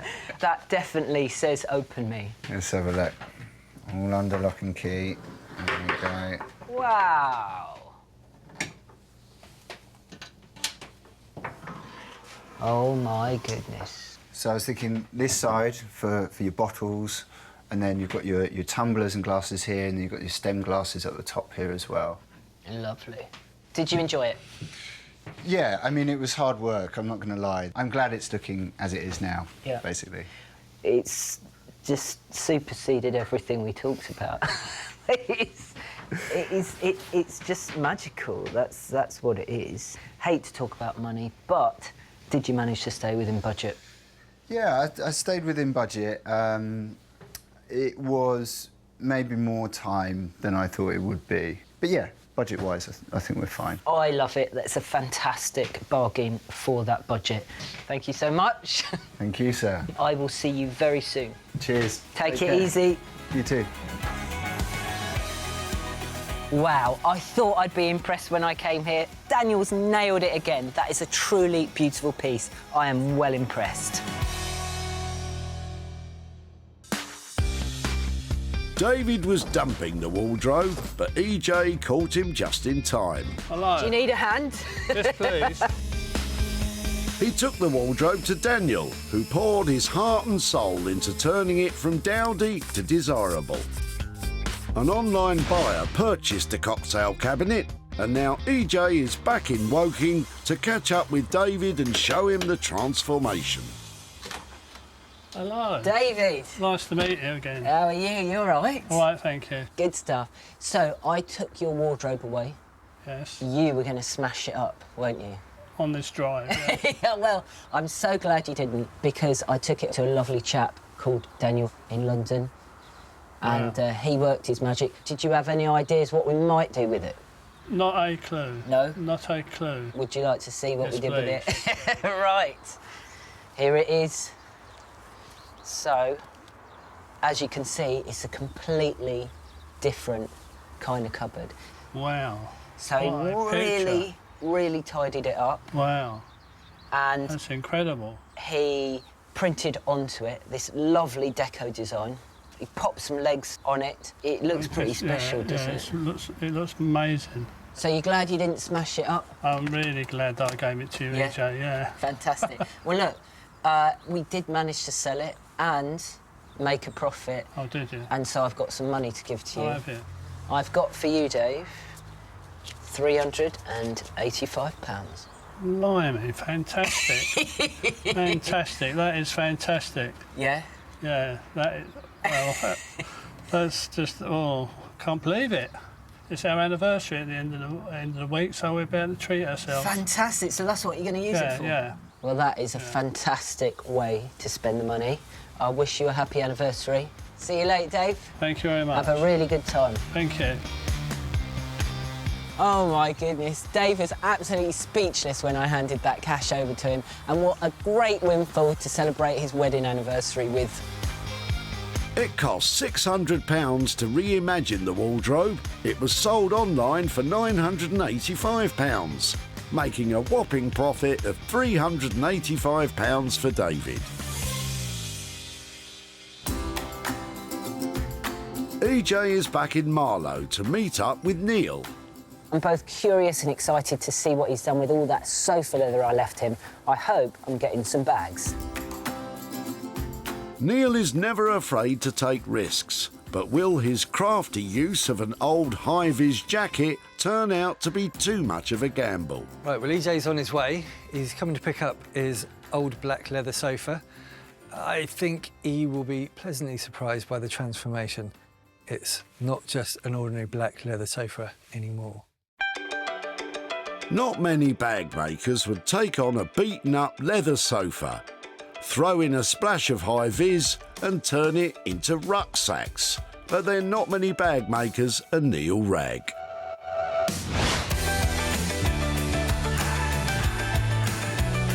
Neil has crafted 2 bespoke leather rucksacks utilising as many bits of his sofa as possible. But the feature that really catches the eye is the triangular panel, one side made of high-vis jacket, the other black leather sofa.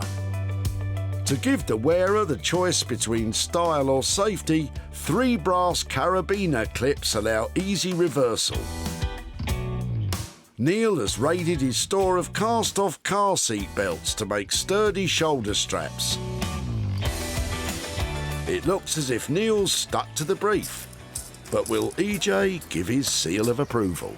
Whoa, look at those! What do you think? Hello! Wow. You asked for a couple of rucksacks. We've just got a couple of rucksacks. That's amazing. There's your black leather sofa. Yeah, these are hot, Neil. So what we've got here is safety features. You've got your black leather sofa, turned into a rucksack, but it could save your life. Yeah, this is a lovely extra.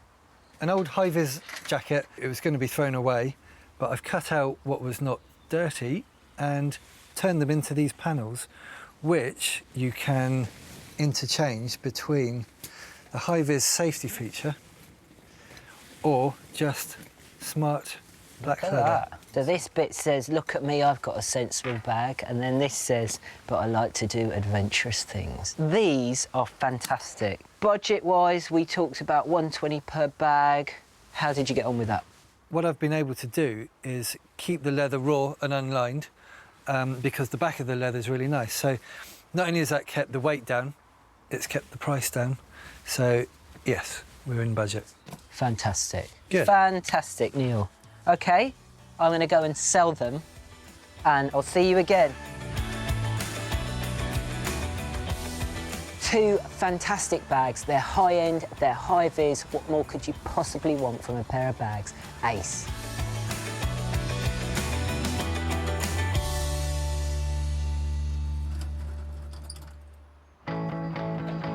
Matt's black leather suite was heading for the skip until EJ intervened. It looks like it's had a lot of good use, is that right? Little kids, yeah. Yeah. Jump the guts out of it. Yeah, haven't I've they? seen a bit of cereal down the side there. Who better to upcycle some leather than Neil? With a bit of imagination and an old working jacket, Neil came up with 2 idiosyncratic rucksacks.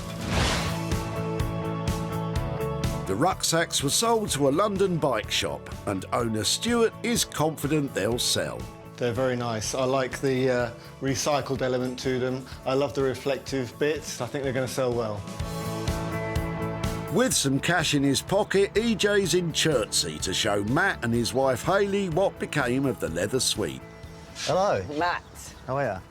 How are you? Not too bad, yeah, not too bad. So last time we saw each other, we were down at the recycling centre. That's right, yeah. And you were unloading that massive leather sofa. I remember. Just remind me one more time, why were you getting rid of it? It had had its day. It was ripped, covered in food, and yeah, broken to pieces. So. Yeah. So I thought we could do something really useful with all that leather. So I took it to a really great maker called Neil. Okay. And he did something really amazing with it. You want to have a look? I do, yeah. Okay, you ready? Yeah. Right. So he made these. Wow. What do you think of So he's that? made bags out of a sofa? Yeah. So a couple of rucksacks. That's our old sofa? What do you think of that? Did you ever think it was going to go on to become bags? No, not in a million years. No. So you're happy with them, yeah? 100%, yeah. Well done. Well, the other good news is I managed to sell them to a cycling shop in London. Got a bit of profit for you, £60. Brilliant. Any idea what you put that towards? I'm sure she'll spend it somehow. Shopping. There you go. Cool. All right, well, look, That's brilliant. have Thank you very fun much. shopping. Will do. And thanks very much. Lovely. Thank you. Bye.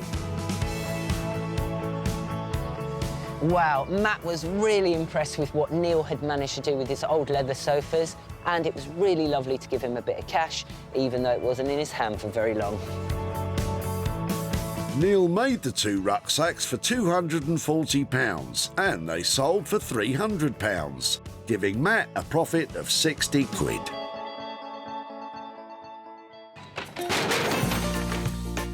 The tired blue cabinet has been given a new lease of life. The dull wardrobe is now a fabulous cocktail cabinet. And the black leather suite has become 2 trendy rucksacks. Well, thanks to all of Daniel and Neil's hard work, items that were dull and drab are now funky and fab. And what's more, we've managed to make some money for nothing.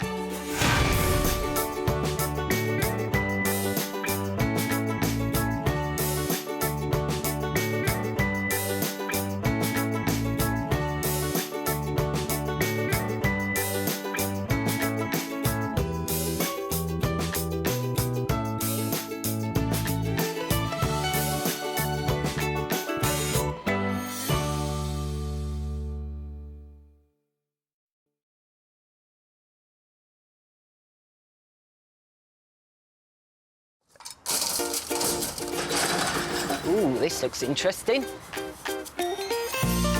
How do you make money for nothing? There's loads of metally goodness in here. The answer could be hiding in the 20 million tonnes of household waste we throw out every year. The moths have been at this, Tony. Yes, they have. That's why entrepreneur EJ Osborne I've spied something special in your boot. wants to get his hands on things before they hit the skip. I'm a designer and maker with an obsession for getting crafty with cast-offs, and I've turned my passion into a business. I take the old, turn it into the new, and sell it for a profit. And with some of the country's elite designers and makers, It needs to be given some happiness. It does. I don't have a choice, do I? No, This is all you you don't. brought me. I'm sorry, Neil. he can transform his finds into desirable, That is spectacular! Oh, my goodness! valuable, and let's hope saleable items. Oh, my goodness! If EJ is successful, he can hand the profits back to the very people who had no idea there was cash to be made from their trash. That's unbelievable! Oh my goodness!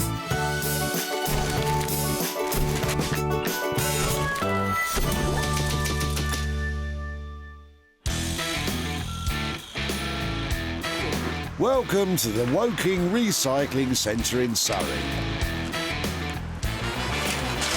where EJ's on a mission to turn your trash into hard cash. I'm passionate about designing and making useful and beautiful things using the found and the foraged. I'm going to find some trash and turn it into treasure. EJ has to intercept 3 items before they're dumped, so he can restore, rejuvenate and sell them on for a profit. You can cuddle that at night.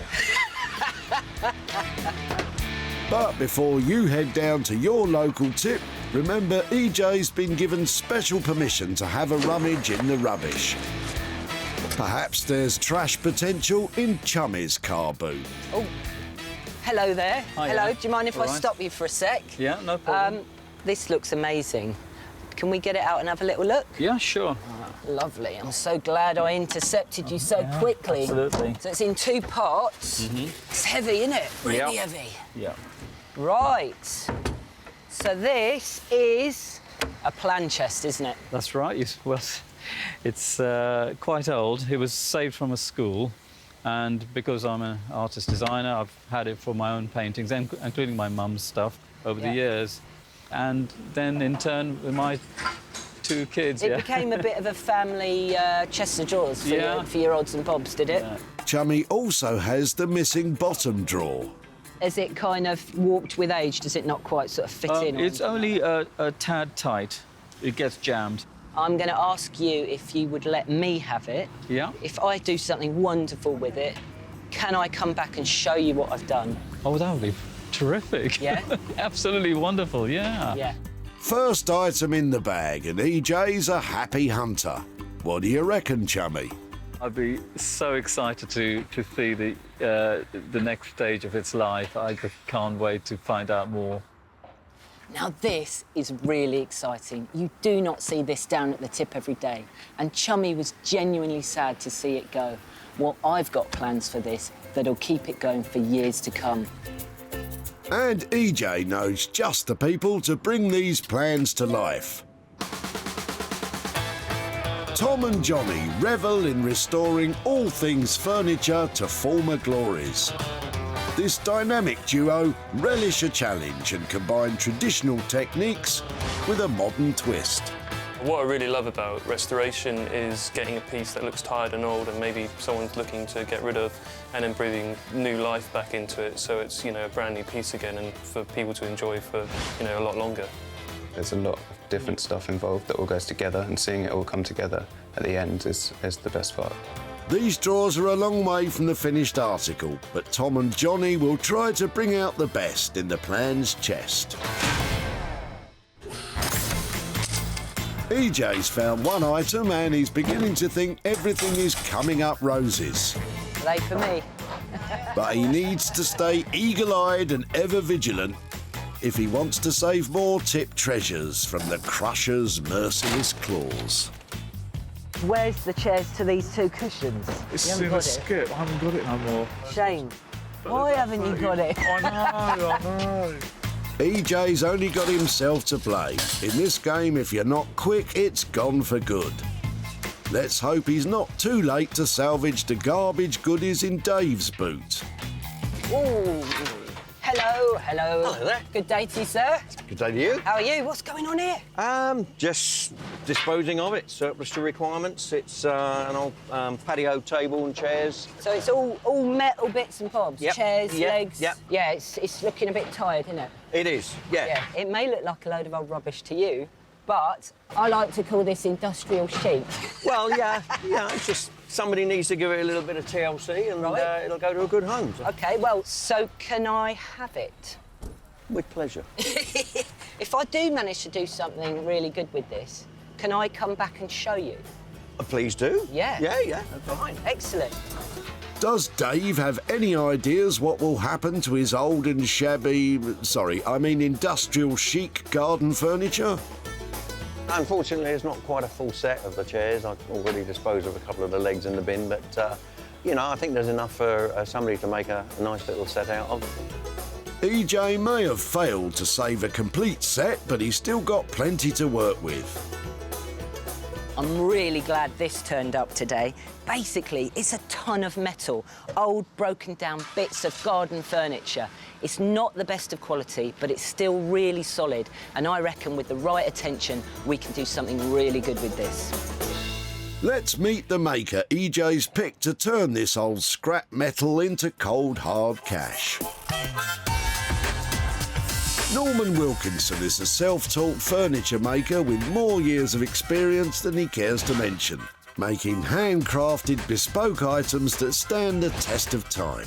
I'm self-taught, never been to college, never took woodwork at school, so over the years I've just taught myself. We started making a few pieces and it just took off, so it was the best thing I ever did. We make all sorts of things, I mean tables, serving tables, anything basically. But I hate to work on chairs. They're just one of those awful things. But I mean, I do them because I have to, but I try and avoid them at all cost. Poor Norman, there's no avoiding the pile of dilapidated seats EJ's bringing his way.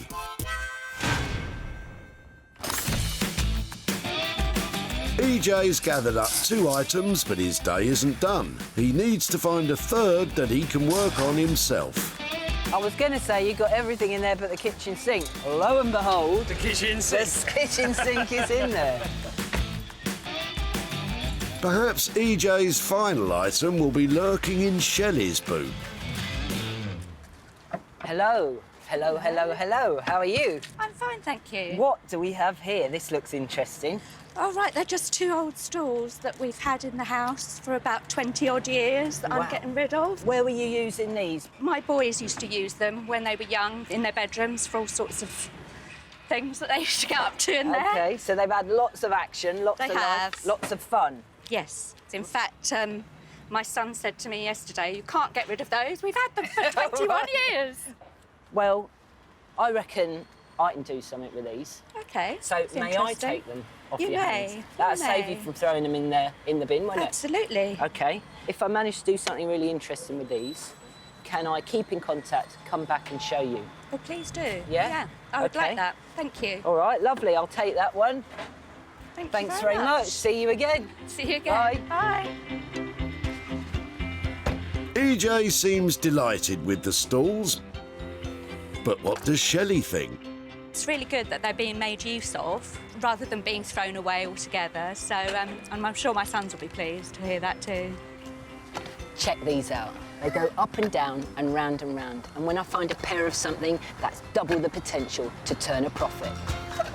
EJ has successfully salvaged his 3 items. Tom and Johnny will restore the beaten up and broken plans chest. Norman will take on the bits of garden furniture, while EJ will transform the stools. Now that's what I call a hugely successful day. I've managed to salvage 3 really exciting items. Now the hard work starts.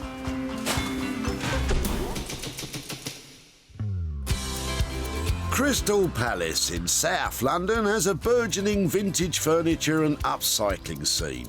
And it's the stomping ground of restoration experts Tom and Johnny, who have just taken delivery of the plans chest. It's amazing. It's really the sort of thing we love working on.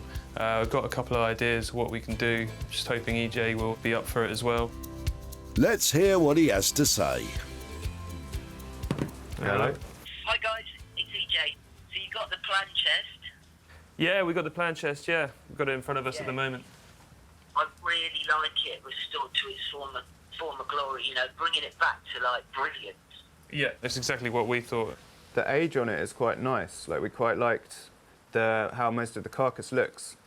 We were thinking maybe not to refinish that and just concentrate on the top, because the top's really had it. You know, it just needs a bit of TLC, doesn't it? Yeah. All I need to do now is pin you down on a price for that work. All in, including to do the top with the veneer and refinishing, it should be somewhere between about 290, 330, around that sort of figure. That's a really good price, and I can't wait to see what you do. So I'm going to let you get on with it, and I will see you very soon. Cool. Great. All right. Cheers, EJ. Cheers, bye. So it's a brand new veneer top and a spruce up for the rest. Happy, lads? EJ seems to have pretty similar ideas about what to do with it as us, which is great. We're really looking forward to making a start on it, get it looking good and get it back to him sort of how it would have been. The lads have agreed a budget of between £290 and £330 to get this chest back to looking its best. EJ's next stop on his upcycling adventure is Hellingly in East Sussex, home to furniture maker par excellence, Norman. There's nowhere he'd rather be than whittling the day away in his workshop. As long as he's not working on chairs, that is. Oh dear. I always look forward to working what's coming through the door. We're happy with whatever. We've had some weird and wonderful things, so yeah, let's rock and roll. I don't think he's going to be too happy with this. Right. You know what I say? I'm lost for words. Well, Literally. I know it looks a little bit intimidating because there's so much of it. But what I'm thinking is we don't have to use all of it. We can pick and choose. So we've got two metal tops here. We've got these kind of metal frame bits. Yeah. And I was thinking, you know, we could make them back into chairs, supplement them with a bit of lovely wood. What do you think? Well, no, OK then. So what? Yeah. So I'm trying to get into your head, and it's not a good place at the moment. You like my idea. That's what you mean. So is that what it is? OK. I can tell you like this idea.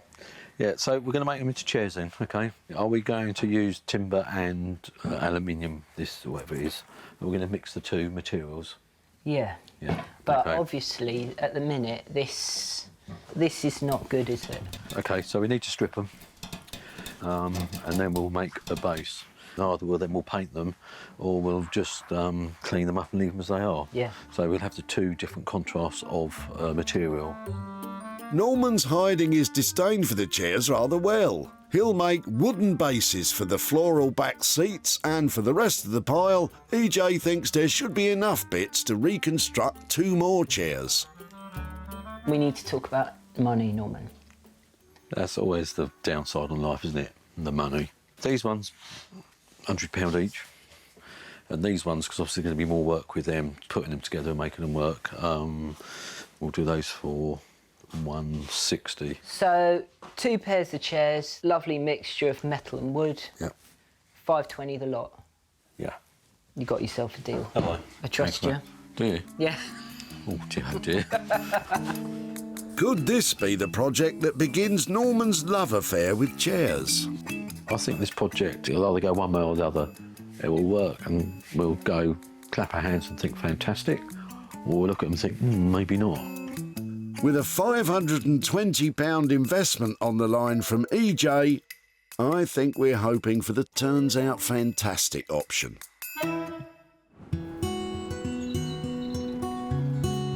EJ has dropped off his tip treasures with his hand-picked team of crafty types.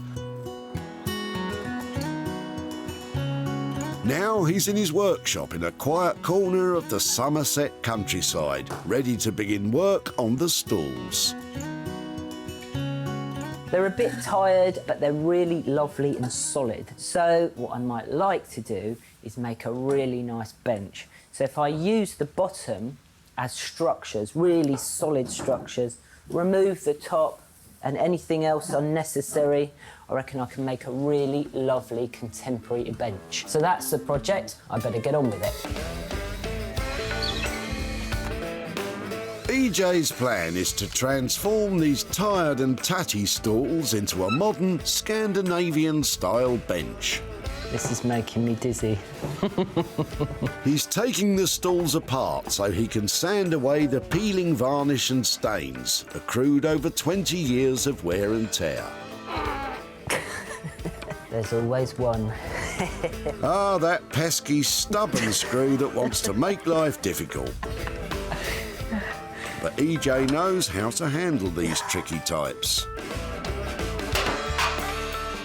Yes. Nice and clean. One more section. Winner. Yes. Right. I've got all the pieces apart. Now I'm going to sand them and see what's underneath. Yeah, sounds to me like we're going to be getting some power tool action. Oh, Toothbrush action? How disappointing. It's my favourite bit when they get the power tools out. These little spindle things, they don't need sanding. They've got lots of this white chalky stuff trapped in their grooves. So just a little bit of a wire brush just removes all that. Easy peasy. For the bench seat, EJ has the perfect piece of timber. It was salvaged from a tree that was uprooted in a storm. What a beast.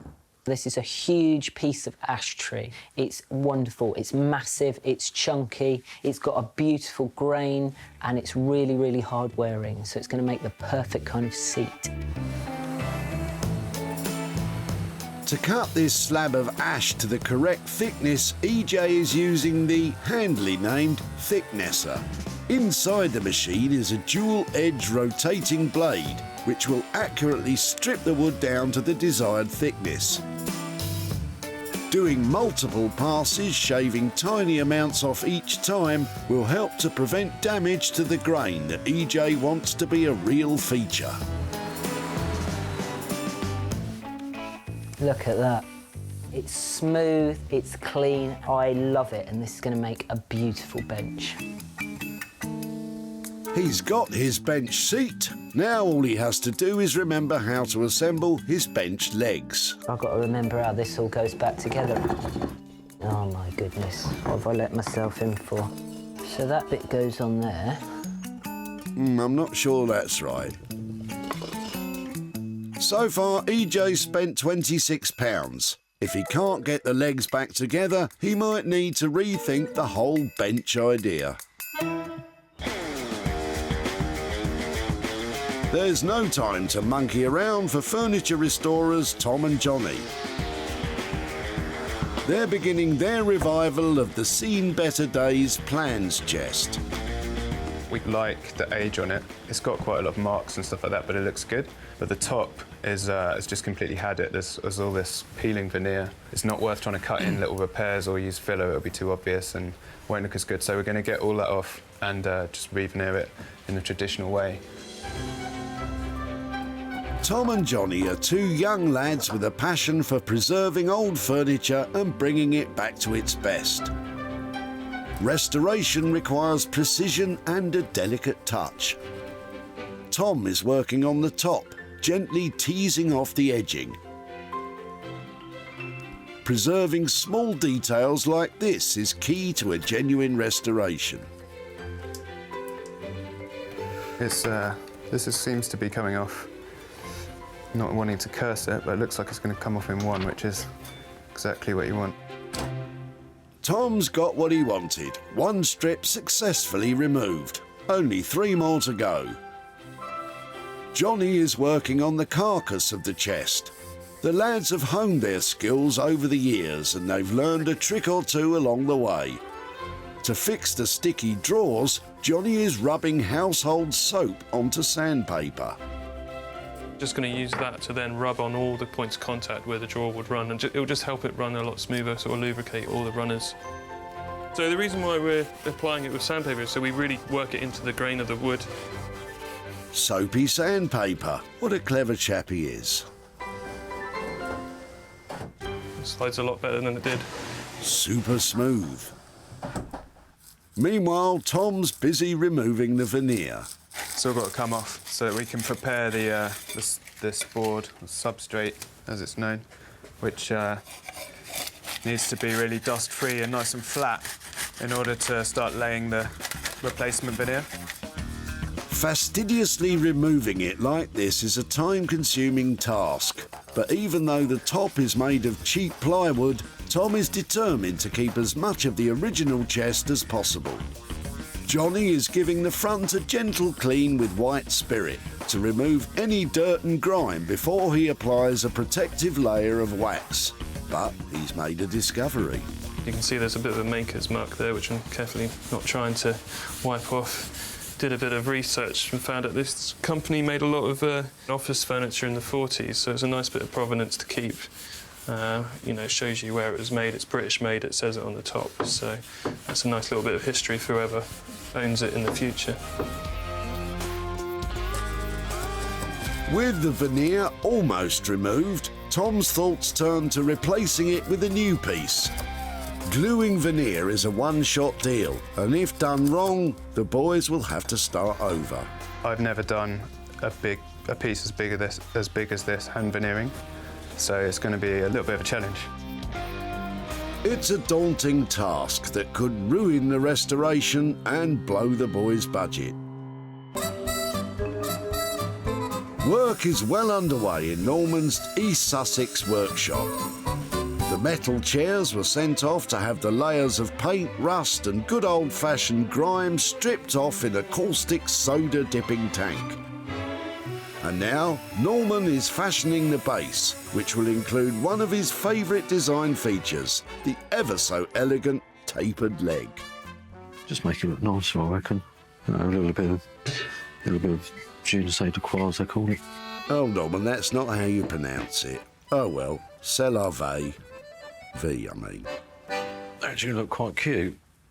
And it ties in with maybe the period or whatever. Norman loves his job, but he seems to be lacking his usual exuberance. I wonder why. It's a chair, and I hate it. Oh yeah, that's right. Because also you've done it quite fine at the bottom, but it's still quite meaty at the top. Instead of going all the way down, we could just take a section out and just curve it, and then it can sit more snugly into the corner. So it follows the curve, maybe. That's what I'm thinking. That can change as we go along again, can't it? It's like deciding whether to have sausages or steak for dinner, isn't it? I can't make my mind up. Norman's quandary, for those not keeping up with his fast-paced transformation, is does he go with his preferred right-angled taper or do a round edge? Is that going to look right, though? That is the question. To round or not to round? That may be the question, but what's the answer? Sometimes you just got to wait and... It's having that eureka moment, isn't it? He's got to make it look right. We're going to go for it. At last. Yeah. Right, the decision has been made, I think. Ah, Norman. God, I don't normally take this long to make a decision. It's because it's a chair. I'm beginning to wonder if Norman was traumatised by a recliner in his youth. I suppose once I've done these, I'll fall in love with them and just, you know, rechange my career and just become the chairman or something. He's the chairman of the board. You're fired, thank you. He does sound just like him, though. You can fire me on this if you want, mate. You've been hired whether you like it or not. Norman is using a planer to create a rounded edge on his tapered leg. I'm only doing a roughly. Straight-edged or curved, it's a tiny detail, but it could make a big difference.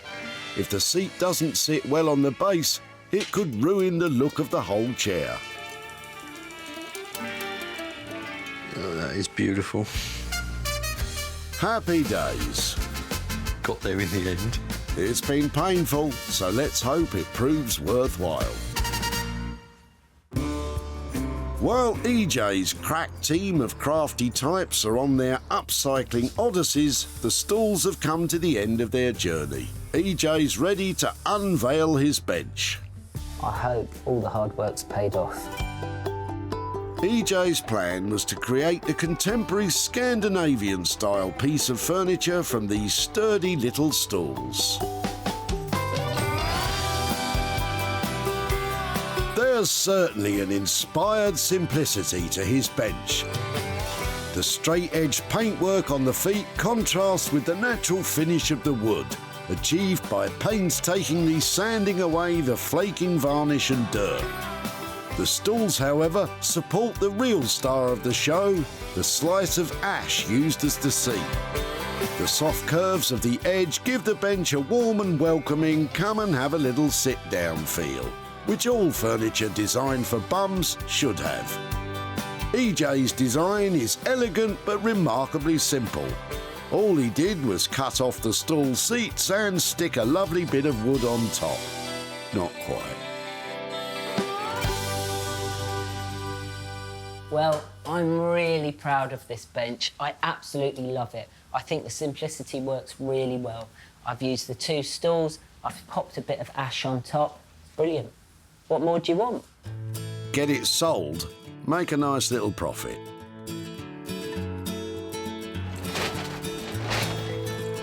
Shelley was about to sling the stools into the skip before EJ's eagle eye spotted their potential. My son said to me yesterday, you can't get rid of those. We've had them for 21 years. OK. It's really good that they're being made use of rather than being thrown away altogether. So and I'm sure my sons will be pleased to hear that too. I hope they'll be pleased with the end result. Snaps of this photogenic beauty were posted on social media. This looks great. Alistair and Nikki from online retailer Such and Such liked the look of the bench and snapped it up. Our customers will really, really love it. It's the kind of thing we look for, you know, unique piece and well made, so I think it will be very well received. EJ's made his way to New Hall, where previous owner Shelley lives. Let's hope news of what became of her 2 old stalls is equally well received. Shelley. Hi, EJ, how are you? I'm very well, how are you? I'm very well, thank you. So, do you remember at the tip I took your 2 old stalls? I do remember it well. Did you ever wonder what I may have made them into? I've been wondering constantly. Very excited Any to know. ideas? Any ideas? I did think maybe bedside tables. OK. Or maybe a console table. Right. But apart from that, no. OK, would you like to see what I did with them? I'd love to. Yeah, all right. Well, there you go. Wow, that's fantastic. Oh, that's really good. It looks lovely. It's really heavyweight, it's really solid. I did quite a lot of resting on it myself during the process. Did you? Why not? You worked hard. I put it through its paces, I fully tested it. So, do you approve of that? I do, definitely. It's wonderful. I love it. So, there's more good news. I managed to sell the bench. Did you? And I made a bit of a profit. And it is £274. My goodness. Pounds. Thank you. That's wonderful. Yeah, are you happy with that? I'm very happy with that. Thank you, EJ. Fantastic. So, do you have any idea what you may use the money for? Oh, probably something in the house. Probably buy 2 more stools. Right. Better stools. No, more only joking. stools. No, that's fantastic. Thank you. Great. I'm so glad you're happy. I am. And Very. whatever you spend it on, I hope you enjoy it. I'm sure I will. All right. Thank you, EJ. Cheers, Shelley. Okay, lovely to meet you. Bye. Bye.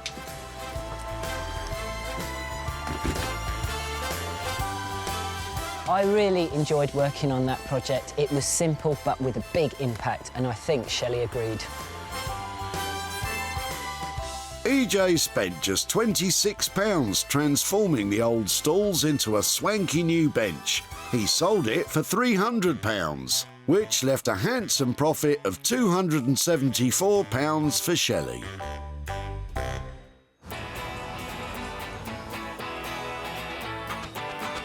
EJ's back in Crystal Palace to see what Tom and Johnny have managed to do with the plans chest. I hope EJ will be pleased with it. I mean, we discussed with him what we're going to do, that we're going to keep it original and just bring it back to life, and I think that's what we've done.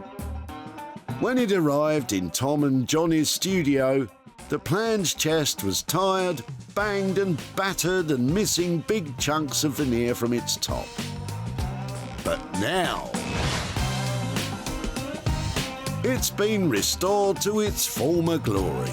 The new veneer, laid spot on at the first time of asking, is immaculate and blends seamlessly with the spruced up chest body and drawers, all returned to full working order.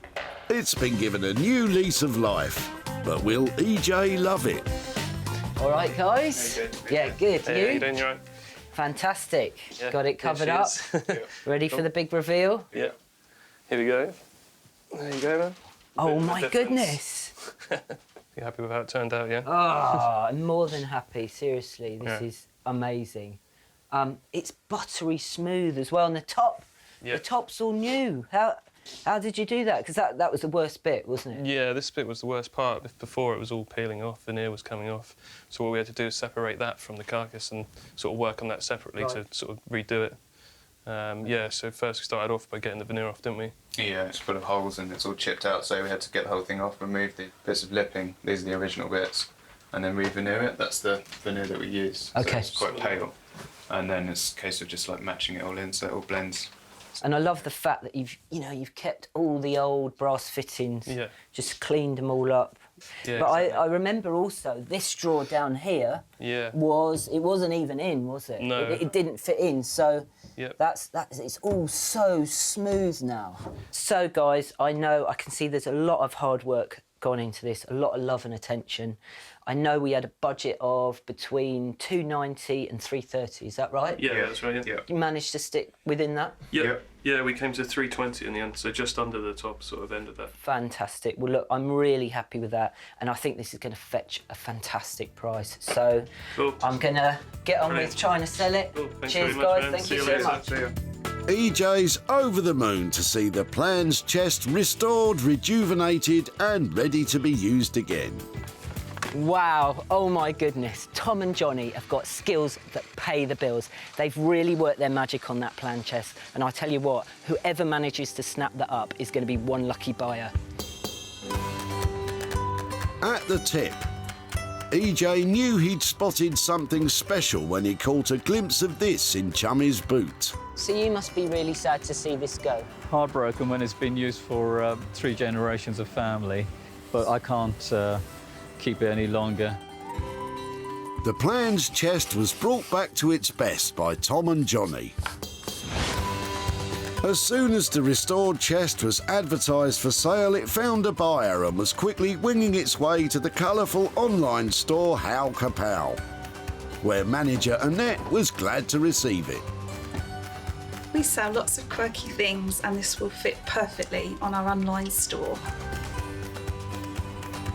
EJ's travelled to Woodham to meet up with Chummy to show him the restoration work on his old plans chest and to hand over the profit. Chummy! EJ! Hiya! Hello! Right. How are Nice to you? see You again. okay? Yeah, great stuff. How are you? Very well, very well. So the last time I saw you, we were down at the recycling centre and I managed to save that plan chest off you. Yeah. Just before you were about to tip it.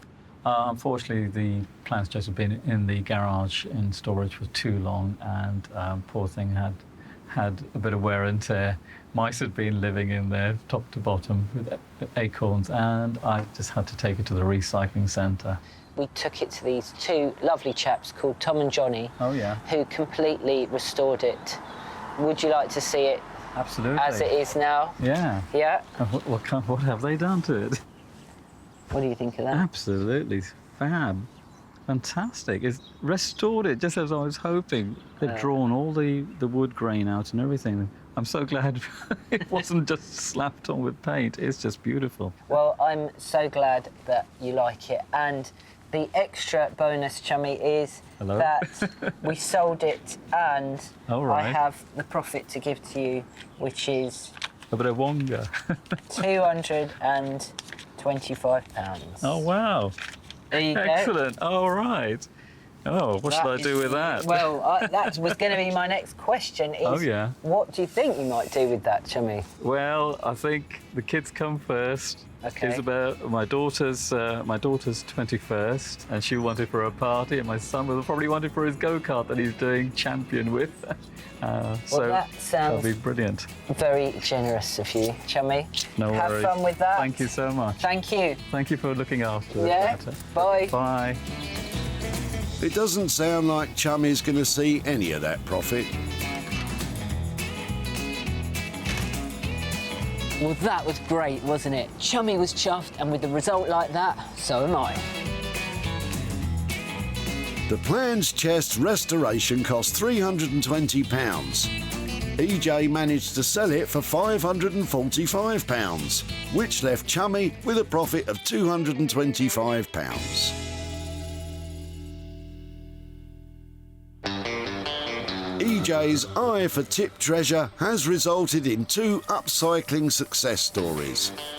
Will Norman's garden furniture make it 3 in a row? I think we've made them look quite cool. It's just really, let's wait and see what EJ thinks, because he's the boss, so let's just wait and see. This was the leftovers from a patio furniture set. EJ was excited by what he called industrial chic and entrusted Norman to weave his makeover magic. And he's worked wonders to create 2 pairs of beautiful chairs. For one set, Norman crafted new bases with subtly curved tapered legs, which sit perfectly in proportion to the metal seats. They give an elegant platform to highlight the chair's floral design. Norman removed the flaky green plastic coating and then, through a process of painting and sanding, created a distressed paint effect, using wax to add a lustre of faded grandeur. From the leftovers, Norman reassembled 2 seats, giving them a similar distressed look. The wax finish also makes them suitable for indoor and outdoor use. These were seconds from the skip, but now they've been given a second chance. But, like Norman says, it's all about what EJ thinks. Norman? Hello, you. They're a bit special, aren't they? My goodness. There we are. They are your chairs. That is Norman, this what we have done. This is amazing. Is it? Yeah. Can I have a little... You can play. Can I touch them? You can touch and feel. We've aged the paint and everything so they don't look what they are.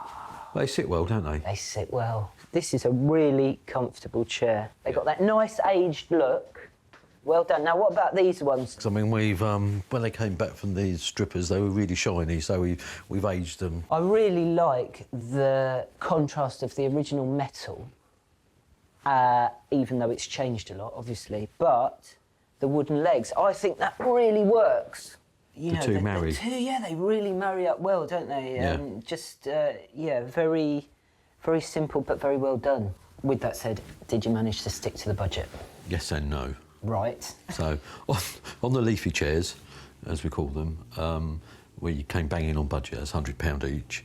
But on the chairs that we refurbished, instead of doing the other work, we quoted £150 each, but we're going to do the pair for £120. Fantastic. We haven't done, so, yeah, so it's, you know... So under reflective. budget. So we're under budget, so we're just trying to reflect on the work we've done. Yes.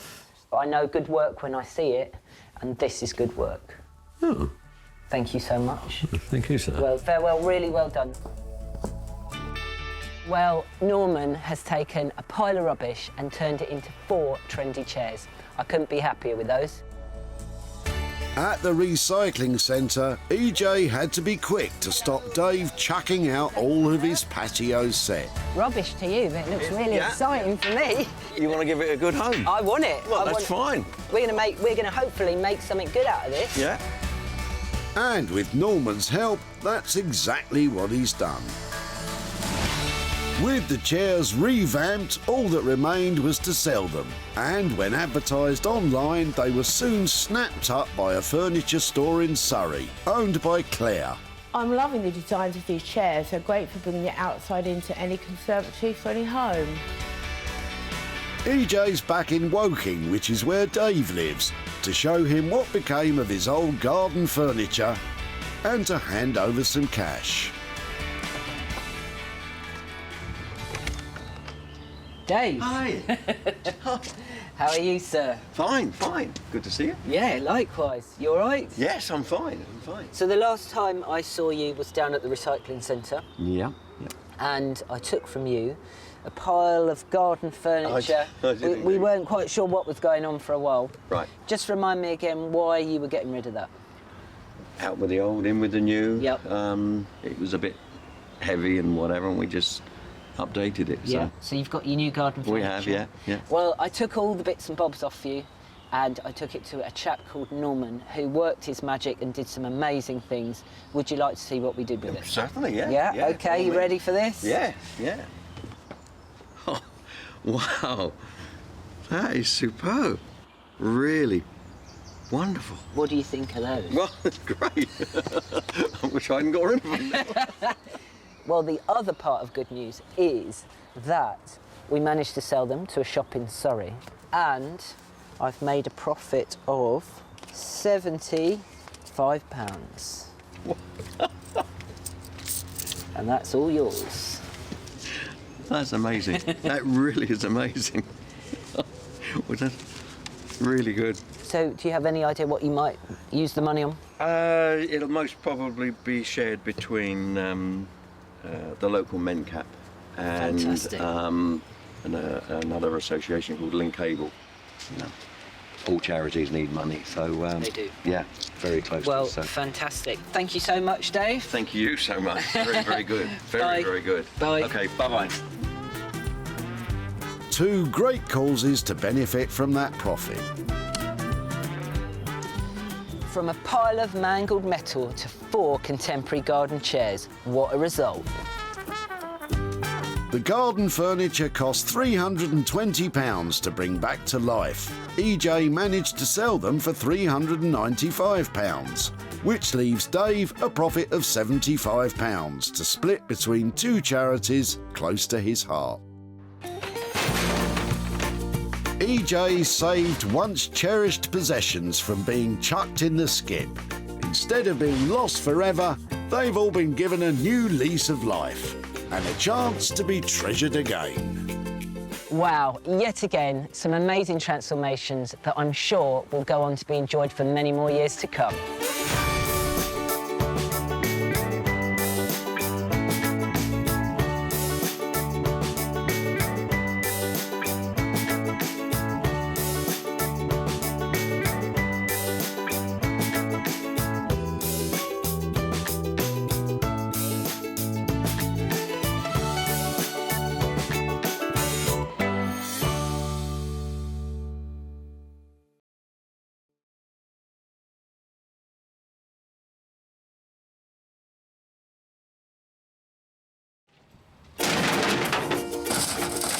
I'm loving the look of your rubbish. How do you make money for nothing? Don't throw that away yet. The answer could be hiding in the 20 million tonnes of household waste we throw out every year. What are you dropping off? Anything exciting? That's why entrepreneur Sarah Moore wants to get her hands on things before they hit the skip. I'm a passionate buyer, maker and user of old stuff, and I've turned that passion into a money-making business. I make new stuff out of old stuff and I sell it for a profit. And with some of the country's elite designers and makers. Oh, wow. Up your street. Oh, Sarah. She can transform her finds into desirable, Those are amazing. valuable, I love them. Good. and let's hope, saleable items. It's literally giving me goosebumps. If Sarah is successful, then she can hand the profits back to the very people who had no idea there was cash to be made from their trash. My goodness, that's absolutely wonderful.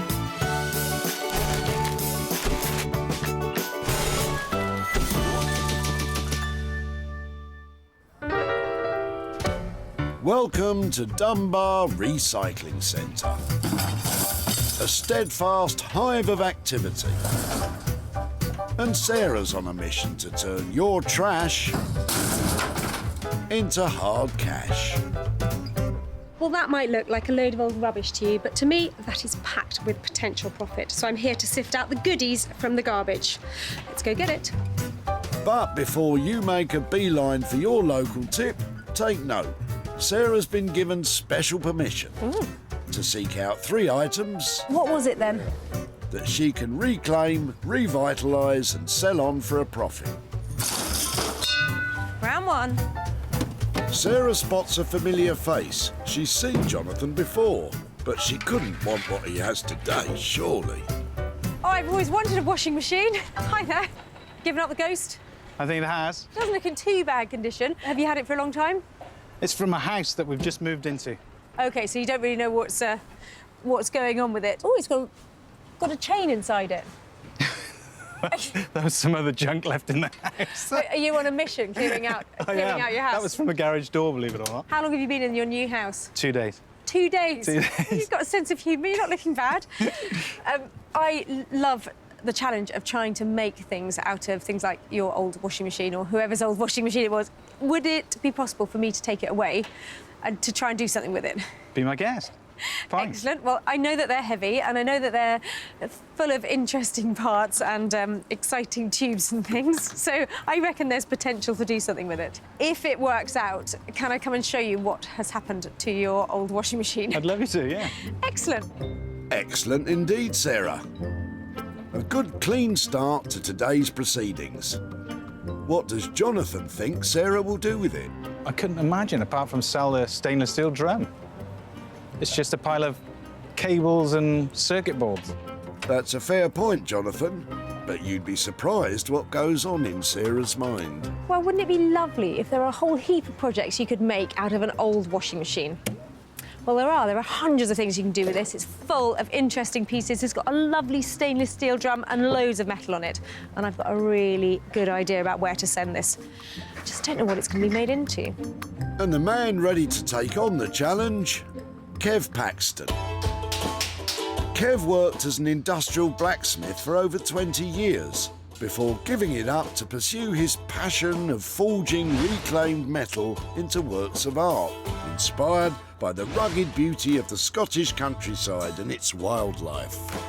I'm really happy to work with salvaged or reclaimed pieces.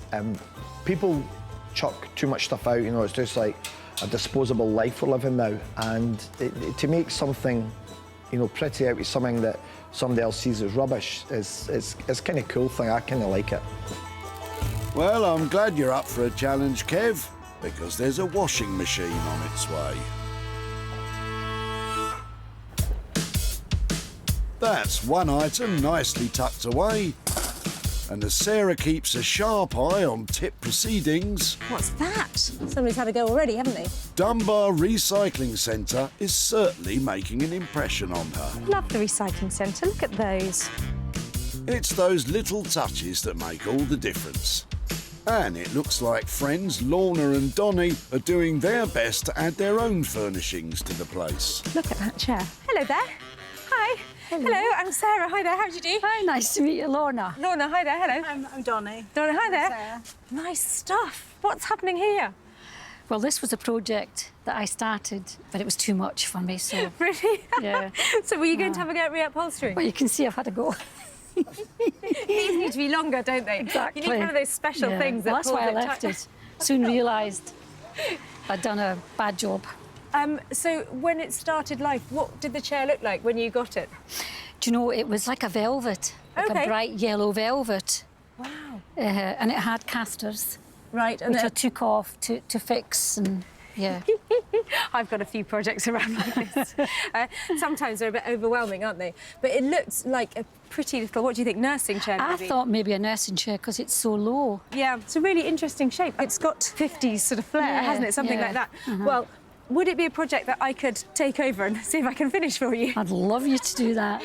It looks like just the kind of thing that I always hope would turn up at the recycling centre. So, hey, fancy that? I'm loving it. I'm going to take it away, and when I've done something to it and finished with it, can I come and show you what's happened to it? Of course, yes, yeah. Thank you so much, and I'll be back in touch. Come and find you. Thank you. Thank you. A very pleasing find for Sarah. What do Lorna and Donnie think will become of their chair? It's exciting. She's going to do marvellous things with it. I know she is. It'll be lovely to see the finished product, won't yes. it? Yeah. Yeah. Will it still be a chair? It might not be. You never know, ladies. Well, it looks like the world and their wife have had a go at updating this chair. There's more tacks in it than you can point a stick at. But it's not going to stop me having a good go at it too. It's sweet, it's small, it'll go in a bedroom. There's nothing that will stop this going anywhere because it's such a cute size. So just got to make the most of it now. Very pleased to find that. And the magnificent makers to take up this task, the Bristol Upholstery Collective. The collective is a maker's space that welcomes all with a shared passion for upholstery. Founded by Leanne Treadwell, this group of legendary ladies put their heads together to create furniture that has to be seen to be believed. My style is very playful. I love to constantly challenge myself. I always want to do something new, and do it differently to how I might have done it before. If I wasn't an upholsterer, I reckon I'd be a back-end dancer. That was the dream in the 80s. MTV, I would have been there. Glad to hear it, Leanne, because you're going to have to bust out some moves for this project.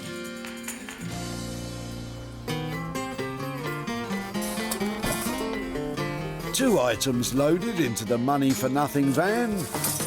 It's time for Sarah to search for her own pound-making project. Don't worry, I'll come and sit with you. There, that's better. Right, keep your eyes on the rubbish, yeah? Look at that. And not a moment too soon, Rob has arrived. Let's hope he has a boot packed with scintillating scrap. Hiya. Oh, hello. Oh, bit of an egg fan then. Yes, we get through a lot of eggs. What are you throwing out today then? Egg boxes and... Cardboard, Z-bed, old radio. Right. So quite interesting stuff, but I must admit, I think these might be the thing. Well, I've tried to hand them back to the shops, but they're not really interested. I think they're a little bit too old. Right. So do you buy them by the tray? Oh, we buy them by the tray load, yeah. Yeah, that's for the past few weeks, yeah. Past few, excellent. So what did you bake? Well, we had some guests and there was a lot of scrambled eggs recently. Yeah, fantastic. But a lot of baking. A lot of baking. Yeah. Lovely. Well, what would you do with a load of those if you weren't going to throw them away? Well, like you, I'd probably come up with some idea of painting them, but you've got the gen, I have no idea. What would you do with them? Do you know something? I haven't got a clue, but there are so many of them, and I'm just seeing that lovely pattern as you're holding them, and I'm thinking, I want those rather than putting them in the skip. Can I take them away? You can have them with pleasure. Now, it might be a long shot, but if there's something to be made out of them, do you want to have a laugh, and I'll come and find you and show you what it is? Please do, yeah. Fantastic. I'll be delighted. Well, that's great. Sorry, I'm Sarah. OK, and I'm Rob. Rob, I'll be back in touch. Thank you so much. Great. They're quite unusual. Thank you. Thank you, Sarah. Bye-bye. Egg trays for Sarah. She's clearly feeling optimistic today. Any thoughts on what Sarah will do with them, Rob?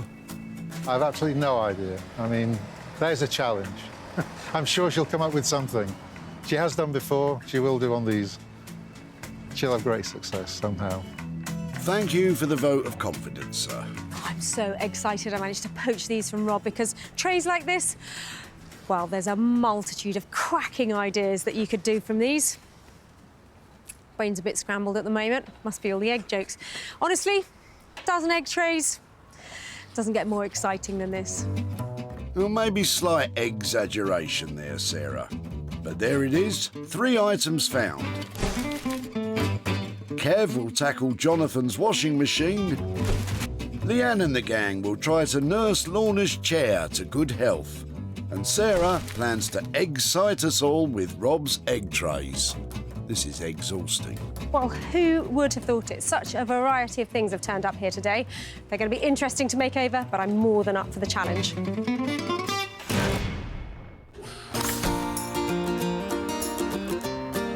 A hop, skip and a jump to the west is the beautiful city of Edinburgh. It's home to a real master of metalwork, our Kev. Cool, calm and always ready for action. When she pitches up, we'll see what she's got and we'll hopefully be able to make something out of the goodies that she brings. Well, Kev is my go-to man for metal, and I just hope I'm not pushing it too far by bringing him a washing machine. Think he's going to love it? Let's go find out. So I hope you don't mind. I brought you my washing machine. Oh, wow. You've certainly brought enough water as well. It's wet today, isn't it? Tell me, I think it is made of metal, isn't it? It feels heavy enough. It's not plastic, it is metal. So, is it Sounds metal. Do you think you can work with it? I'll do something with it, yeah. Really? Have you ever done anything with it before? I washed my clothes once before with a washing machine. I've never made anything with one yet. I know you like a challenge, don't you? Yeah, I love a challenge. Well, you certainly won't be disappointed this time.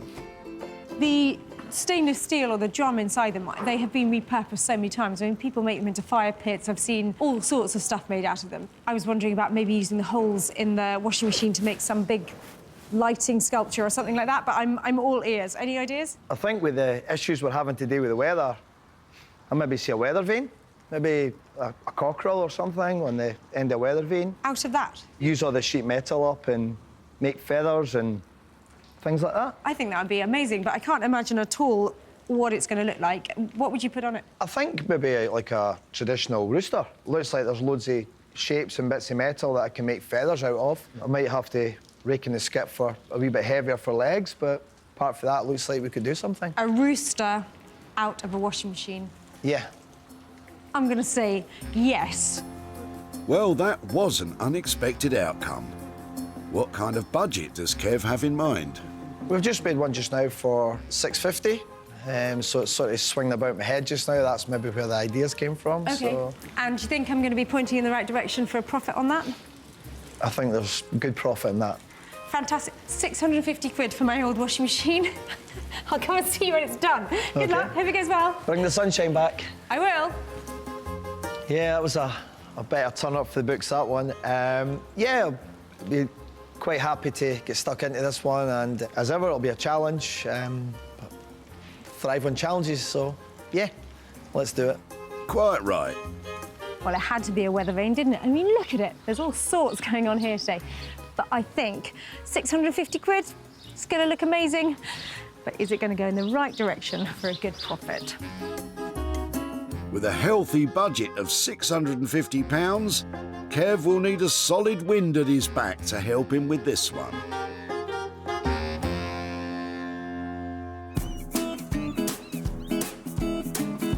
The next port of call is one of the most famous ports of them all, Bristol. With its long history of trade, it's said that Bristolian sailors made landfall on the Americas before Christopher Columbus. Setting sail with Sarah on this task are Leanne and her collective crew. What's happening, Captain? So Sarah's on her way, feeling pretty excited. Sarah always manages to find something really that we can get our teeth into.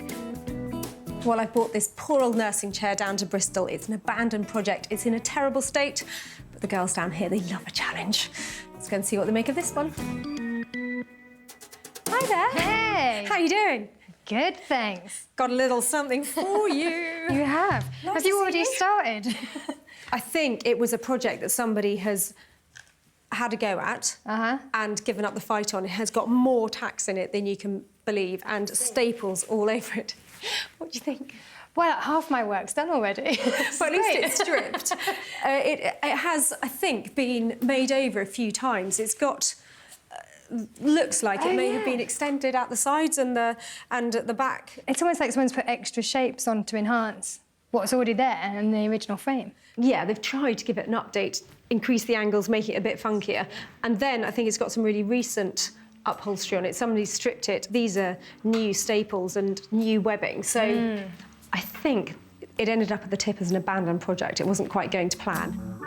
Speaking of plans, how does Sarah think Leanne should approach this particular project? It's quite tricky to imagine how it would look all done again, but I was hoping we'd be able to reposition it to make it into something quite fun and exciting. How does that sound? That sounds great. This shape needs enhancing to make it really bold and stand out, so we'll see what we can do. Maybe some patterns, bring some real punchy, fun colours, shapes. I think those are just the right things that we should be throwing at this chair. It definitely needs some love and some cherishment, so I'm happy to hand it over. Have you got a figure in mind? Because it's not a huge chair. It's not a huge chair, and actually, because it's small, I reckon in the region of 375. OK, I was thinking 350, so if you're coming in about that, I think that's We'll see what we can do. Yeah, OK, lovely. That would be great. Well, don't hold back, OK? Nice to see you. Have fun. Thanks.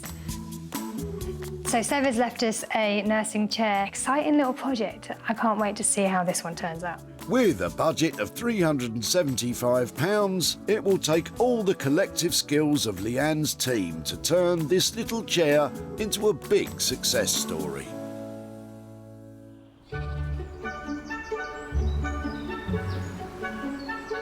Under the wide skies of the idyllic Sussex countryside, Sarah's at home in her workshop, preparing for her latest endeavour, the egg trays. So you might wonder why I have saved 10 egg trays from going into the tip. And I have wondered that too, but I do think that they are lovely things. They're sculptural, they're a great piece of design. They're something that we see every day and we don't pay any attention to. But on closer inspection, I think they've got some great qualities. Really like all of these little dimples on the back, and I think these might be the features that make this a really useful material. So I'm thinking, if I can cut them out, get some lovely shapes, I can then make something decorative, probably lighting. First thing I'm going to do is cut them up and see how they look. These are really tricky to cut.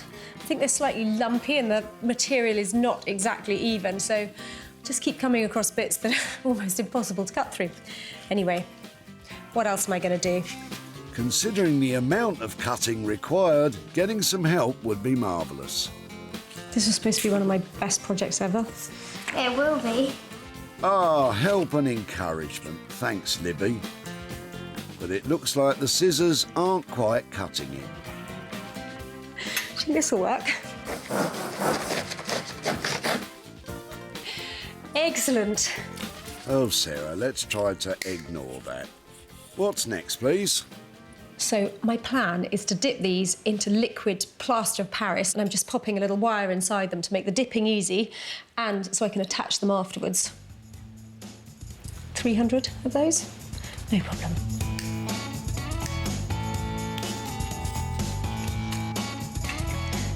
Well, these look like a lovely pile of components. Time to dip them in plaster of Paris, which is quite tricky because it goes off really quickly, so some fast-moving stuff, I think. As well as working at a quick pace, it's also essential to always wear gloves when working with plaster of Paris. Really love the idea of working with plaster of Paris because I think it makes it feel like porcelain. While those are all drying, I thought I'd crack on and make the structure of the lampshade. I want something really big and impressive, and this old standard shade is just the right structure, I hope, for pinning all those to. I'm planning to cut it up, tweak the shape of it so it's still nice and strong, and then attach those to it. Should be fine.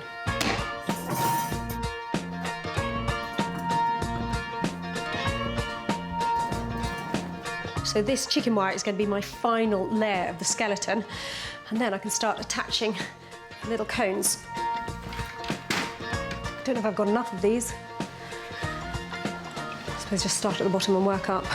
Looks like quite a big area to cover, Sarah. Good luck.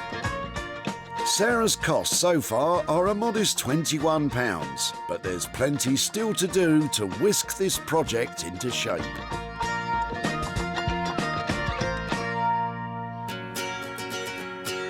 On the edge of Scotland's spectacular capital city, Kev is bringing his usual optimism to his task of transforming the washing machine. Yeah, this is going to be really fun. It's something really unusual for me to do this one. Totally pushing my limits here. I'm barely going to have enough materials by the look of it. I thought when I first saw it, it was going to be pretty, you know, loads of materials. But now I see how many parts of plastic are on it, I'm thinking, oh no, I don't make plastic weather vanes, so yeah, we'll have to see.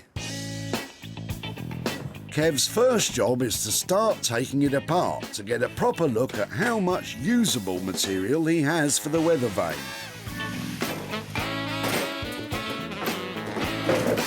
And then it's on to the design itself. So what we're going to do is we're going to make a rooster, big weathercock, and so just give him like a big sort of crown, a Mohican, a bit like myself, and loads of wee feathers, you know, all laid on top of each other, all sort of, you know, feather shapes and coming down, and a big sort of, you know, like a French-style rooster, a big sort of proud tail or an arrogant tail, depending on the way you want to look at it. So quite labour-intensive. Just hopefully we've got enough material in the wash machine. Or Sarah's going to have to bring a tumble dryer to me as well. There'd be plenty to choose from at the tip, as it happens. The number of electronic goods being thrown out is on the rise, with over a whopping 900,000 tonnes being dumped in the UK every year. We're going to buff some of the paint off of this part of the wash machine. Now, we'll do a wee trial with it. We need to take the paint off it so we can get an earth for the plasma. So we'll do a wee trial before we strip the rest of the machine down and then see if we've got enough for feathers.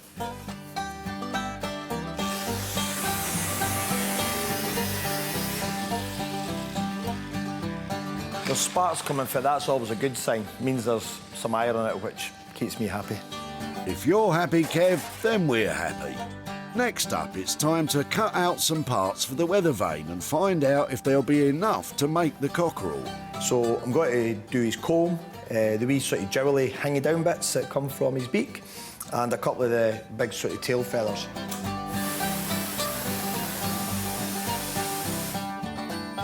So what we do now with our parts is we put them together, or rough them together just to make sure that's how we're going to go. So we've got his part of his tail, that'll be his comb. We'll forge this bit and get a wee bit more sort of texture into it. These jewels, and then all these wee parts are just sort of, you know, sort of like banana shapes. We'll just sort of lay them all in, and it then sort of becomes like feathers. So it's just sort of like a jigsaw. And unfortunately, the picture of the jigsaw's in my head, which makes it scary. Time to get some more pieces for that jigsaw. There's a serious amount of graft to be done.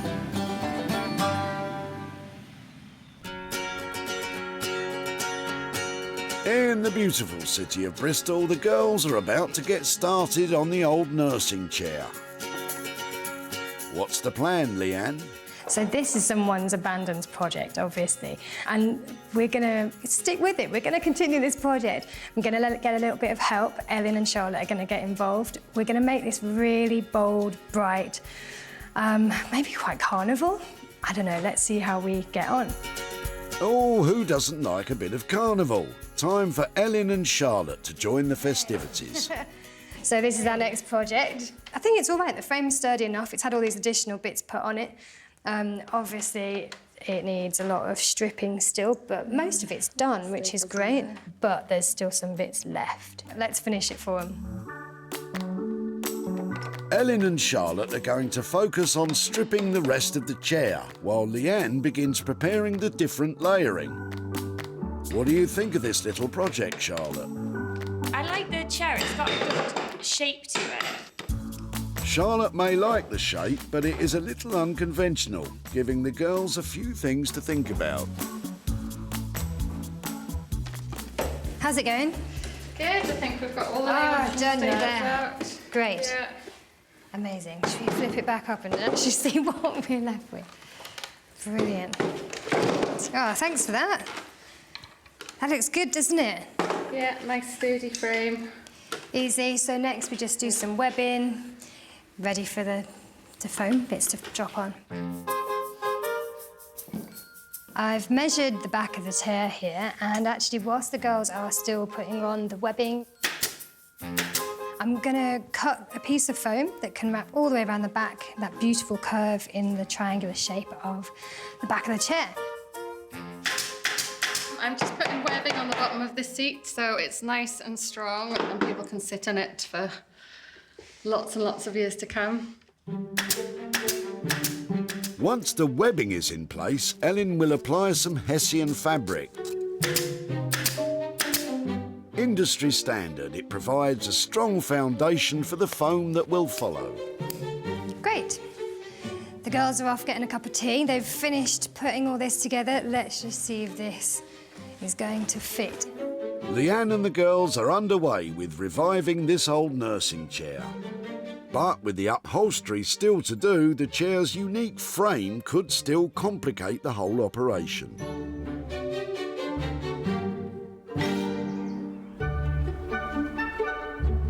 In Sussex, Sarah is putting the finishing touches to her egg tray lampshade. Well, if life gives you egg boxes, make luxury lighting. It's the only thing to do. When Sarah spotted the collection of egg trays, she optimistically thought, I could do something with those.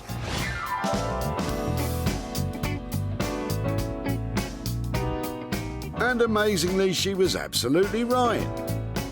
A lot of time and effort went into cutting up the trays before the cardboard egg cups were covered in plaster of Paris. Sarah shaped the lamp from an old lampshade and chicken wire and added paper leaves that she dipped in plaster of Paris before spraying them with gold paint, creating a show-stopping light fitting from some tatty old cardboard needed a lot of vision. But then we are talking about Sarah. So what do you think? I reckon it's a cracker. Actually, I'm going to try not to make any more references to the egg boxes, apart from saying that they inspired this light. I think, altogether, it's rocking a certain look. I don't know if it's going to be everybody's cup of tea, but I'm hoping somebody will give it a new home, because to turn a profit on a couple of egg trays, that would be amazing. When Sarah met Rob at the recycling centre, he was positive, but also aware that she certainly faced quite a test. There's a challenge. I'm sure she'll come up with something. It was certainly an undertaking, but Sarah had a vision. It was ambitious, but thankfully it was also a success. Sarah took some pretty pictures, uploaded them to social media, and the lampshade sold to a private buyer. Now Sarah's off to visit Rob to hand over the profit.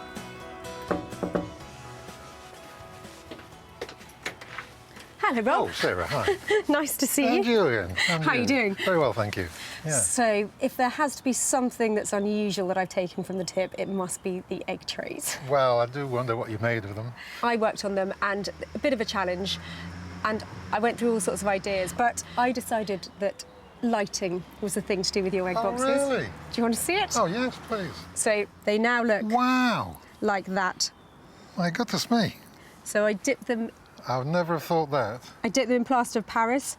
I mounted them on chicken wire because I thought it was appropriate, and I put some light inside them. So that's how they ended up. What do you think? That was brilliant. Very good. Very good. Excellent. See? You can't help yourself, can you? I've been doing it all the time. Yeah. It was a lovely, fun project. It took quite a while, but I did manage to create something that was saleable, and I didn't think I was going to. So I'm pleased to say that it's actually sold as well. And I've got £124 here for you, for your egg trays. You're joking? Nope.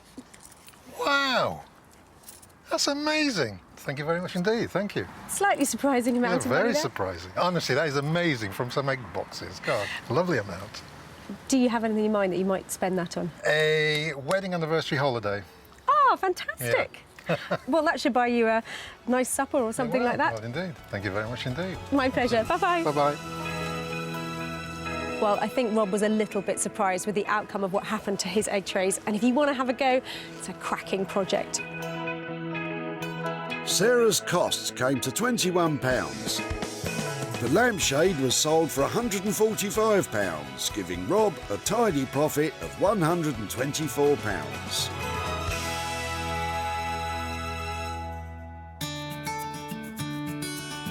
Edinburgh, Scotland, where the winters are long, but there's plenty of creativity to warm your heart.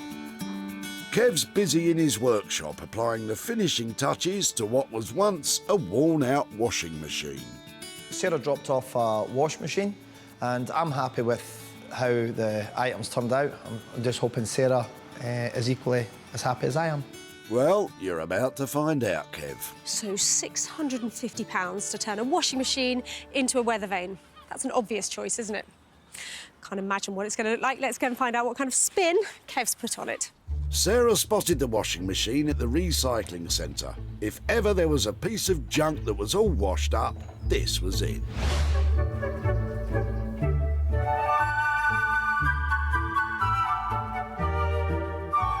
But just look what's come out in the wash. Making use of every piece of metal he could strip from the washing machine, Kev has cut, forged and sculpted to create some serious sunshine with his weather vane. But what will Sarah make of it? Hiya. Oh, wow. Hello. What have you done with my washing machine? Is that really a washing machine? That was a washing machine. It's really difficult to imagine what you might have to do to a washing machine to turn it into a weather vane, but whatever it is, it's clearly working. How was it? What have you done? I dissected the washing machine. I cut all the panels off, and basically I'm left with sheet metal. Cut them into feathers and combs and pieces and just weld it all together. So, in terms of what came out of the washing machine, was it strictly the cockerel, or are any of these bits washing machine related? The feather on the arrow and the cockerel, all of that is the washing machine. The other parts, I needed these to be solid, so I needed to use parts out of my own skip, just so it didn't blow too much in the wind. It's a really beautiful thing, isn't it? And I like the fact you've added a bit of colour. He's cheeky. He has got so much attitude. Maybe his chest's a wee bit more out than the others, so maybe he's a wee bit prouder. Maybe the fact that it's, hey, I was a washing machine, but I'm top bird now. Top bird is right. But how did we fare with the budget? So I think the budget was 650. How did the money work out? Yeah, I managed to come within budget. Do you think this is the world's first washing machine weather vane? It very possibly could be. It's beautifully done. I just love his attitude. I think on the top of a building, he's going to look just amazing. And if he is the world's first washing machine weather vane, Thank you so much for that. then it'll be a lovely new feather in Kev's cap. To make it so people smile is the important thing, and that worked. You know, Sarah's smell was beaming when she walked in, which makes me smell, you know, we're all happy. Well, it's a bit of a leap of faith investing £650 in a washing machine. But that weather vane is going to be the crowning glory on somebody's very special building. And on that basis, I think that is definitely a winner. When Sarah met Jonathan at the tip, the old appliances from his new house had to go. It's just a pile of cables and circuit boards. Don't forget a little metal. And in Kev's hands, that's all you need.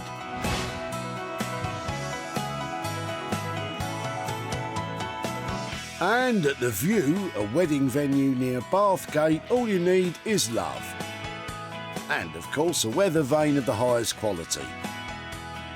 Event coordinator Jenny tells us why. When we first seen it, it was just so unique. We just thought it would fit the venue perfectly, and it's just amazing. The detail in it is unreal. Now, Sarah is off to see Jonathan to hand over some cash. Hello there. Hi. Jonathan, nice Sarah. to see you. Well, when I saw you at the recycling centre, you were actually dropping off stuff that other people had left here, weren't you? A washing machine, yeah. Yeah, so... So I can't imagine what you've turned that into. Well, it didn't go far. There's a fantastic blacksmith artist who works near here called Kev, and he specialises in using any sort of metal to make things out of. And he took one look at the washing machine and went, so obvious.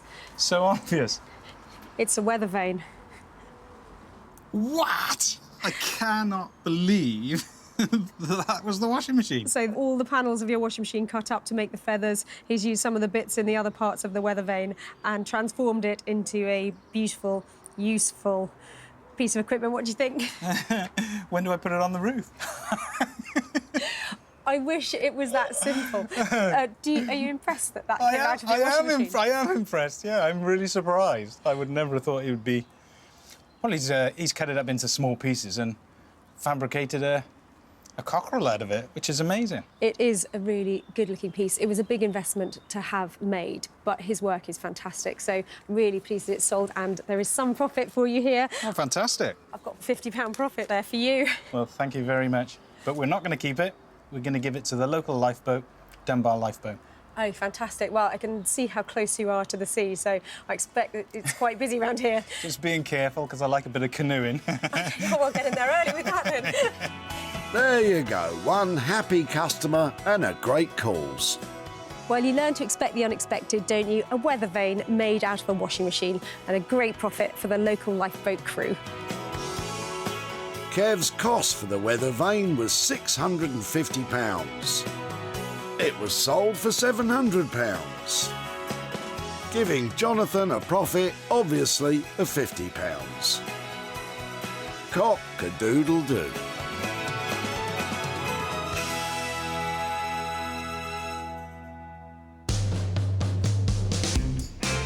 Bristol was once voted the best place to live in the UK. And I'm sure Leanne would agree, as she gives the nursing chair a final rub down. Sarah's specified that it was going to be making the most of the features of the it was an abandoned project, so there were various different shapes that we really wanted to accentuate. I think we've done that. I think she's going to be pretty impressed. Well, it's great to be back in Bristol to pick up that nursing chair. It had really lost its sense of identity, but I'm hoping Leanne and the team have given it a whole new look and a great personality. When Sarah found the old nursing chair at the tip, all attempts to transform it had failed.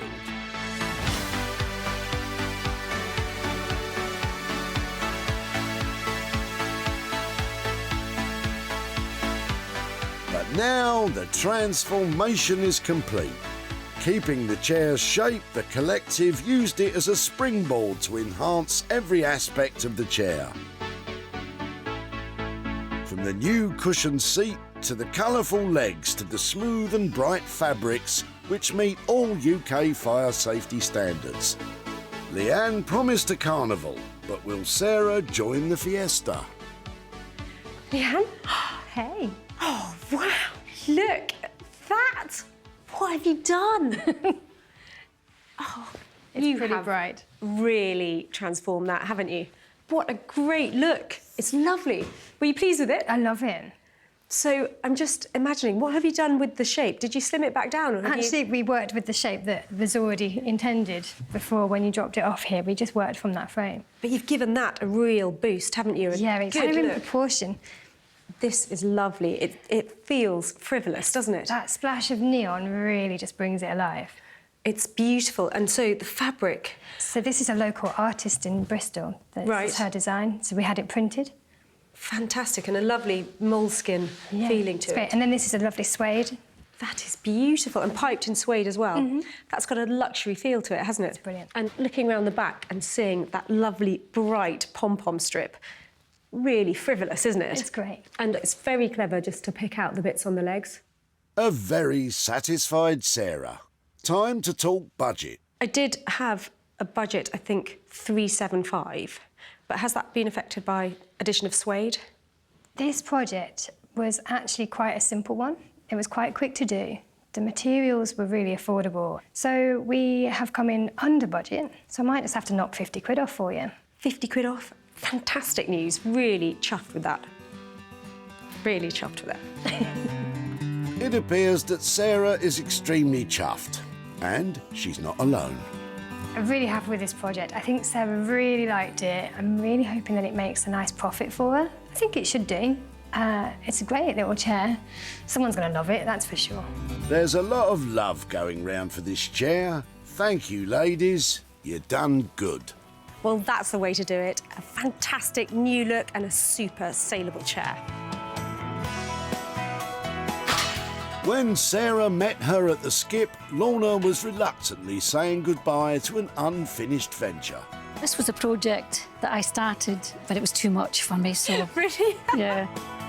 With Lorna providing the perfect frame to work from, Leanne and her ladies brought it all home. And soon it was arriving at its new abode, Wreckage at Home, a vintage interior shop in Doncaster. For owner Rachel, it was a no-brainer. The pom-poms attracted me straight away to this chair, and it's really vibrant and funky, and our customers will love it. Now Sarah's bound for Bonnie, Scotland, to hand over the profit to Lorna. Hello. Hello, Sarah. Lovely to see you, Lorna. How are you? I'm good. How are you? Yeah, really well, really well.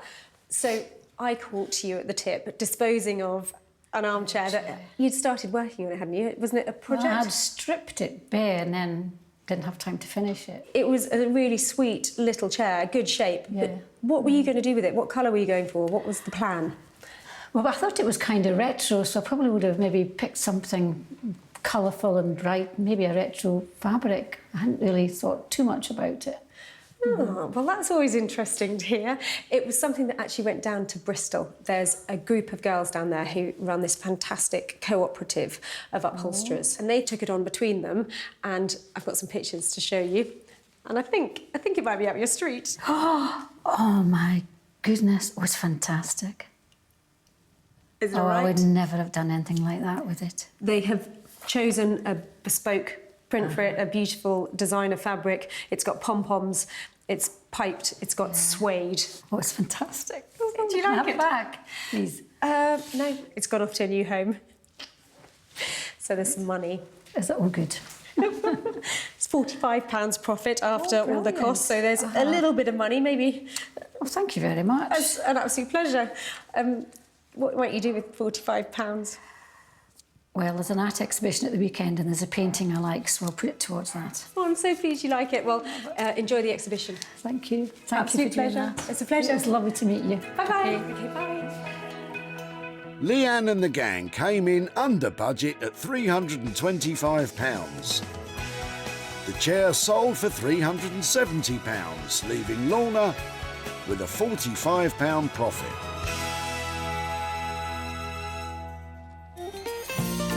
Sarah salvaged 3 items from the tip. It was carnival time in Bristol with the nursing chair. Kev had us in a spin with his weather vane. And Sarah shone a light on what can be achieved with egg trays. Extraordinary. Sorry, one for the road, that was. So that's 3 more items that have been saved from the skips and useful chunks of money handed over to people whose items were destined to be dumped.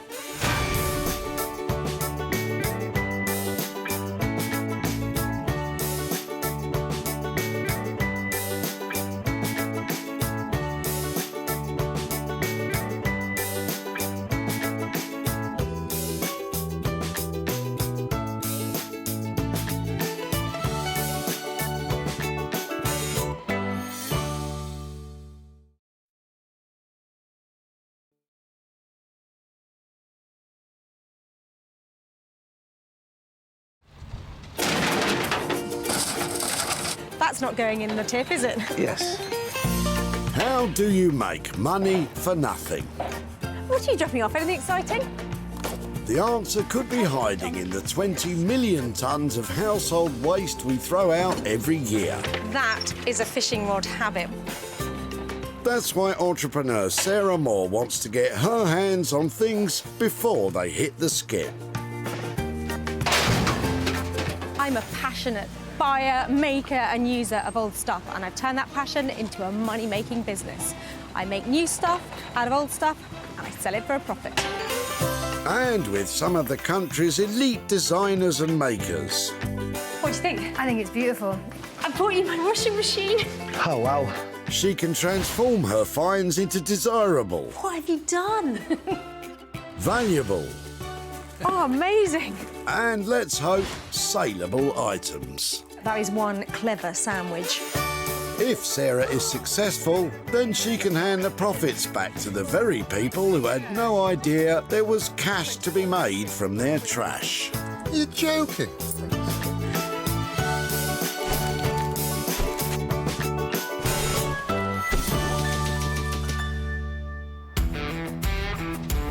Recycling centres, the final resting place for all rubbish. That is, unless Sarah Moore's about. Gloves are on. Let's get to it. Sarah's at the Whitley Recycling Centre in Surrey, where thousands of items are chucked, dumped, and slung out every year. I quite like the look of your chair. I've not seen one like that before. She's got her eyes peeled for 3 things with profit-making potential. Some people have lovely rubbish, don't they? But don't think for a minute that you at home can do the same. Sarah is a recycling VIP. Round here, you have to make your own red carpet moments. Oh, what a diva! Oh, hang about. There are lots of goodies in Robin's boot. Hello. Hello. Ooh, got some interesting looking things in there. It's, yes, the contents of my father's workshop, which we are gradually getting rid of. Rusty screws. What are you going to do with those other than bring them down here? We've sorted out the good screws. Right. And this is just the ones that nobody is ever going to use. And that, yes. That's quite retro looking, rusty. Indeed. Any history of that? Do you know where that came from? I don't know where it came from. I know nothing about its history. Well, Robin, allow me to enlighten you. Known as a road danger lamp, they were commonly used to mark out obstructions caused by roadworks during the 1960s and 70s. Oh, look, it's got all the bits in it as well. It's still got the wick. You could say the road light was the precursor to modern traffic cones. This must be what students used to nick and stick on their heads. Can I have it? You may have it. Keep it forever. It's not your birthday, is it? It's not my birthday, but it might be my lucky day because I think there's just something about it that it can't go in the skip, can it? I'm delighted that it's found a home. You don't want 5,000 rusty screws, dear. I might pass on those. Nice try, Robin. It's got real appeal. Maybe a handbag. It's nice, yes. I'll be back in touch. Thanks ever so much. Right, yeah, cheers. That's the first item saved from the skip. As for the screws, you might want to cover your ears. Oh dear. It's so sad that things go into a tip when they are worth saving, but every single thing which goes to a good home pleases me. Well, Robin, prepare to be pleased. It's a lovely piece of old-fashioned roadside paraphernalia. I love it. It's got a good, strong look, and it's going to be made in something lovely. Well, let's meet the maker who can shine a light on this project. Mark Haig, mechanical mastermind. Mark uses his years of engineering experience to create one-of-a-kind sculptures from second-hand materials, although his true passion is robots. The thing I love about robots, I've always been a fan of science fiction and all those B movies when I was a kid and War of the Worlds and that kind of stuff, you know, it just took me to a different place, and robots seem to be very much a part of that. There's always a challenge. Every sculpture that I build has got a different challenge to it. So taking something that is broken and then making it into something that's desirable, that works for me. They say if it ain't broke, don't fix it. Well, that lamp definitely needs fixing. I just hope it'll be worth the effort.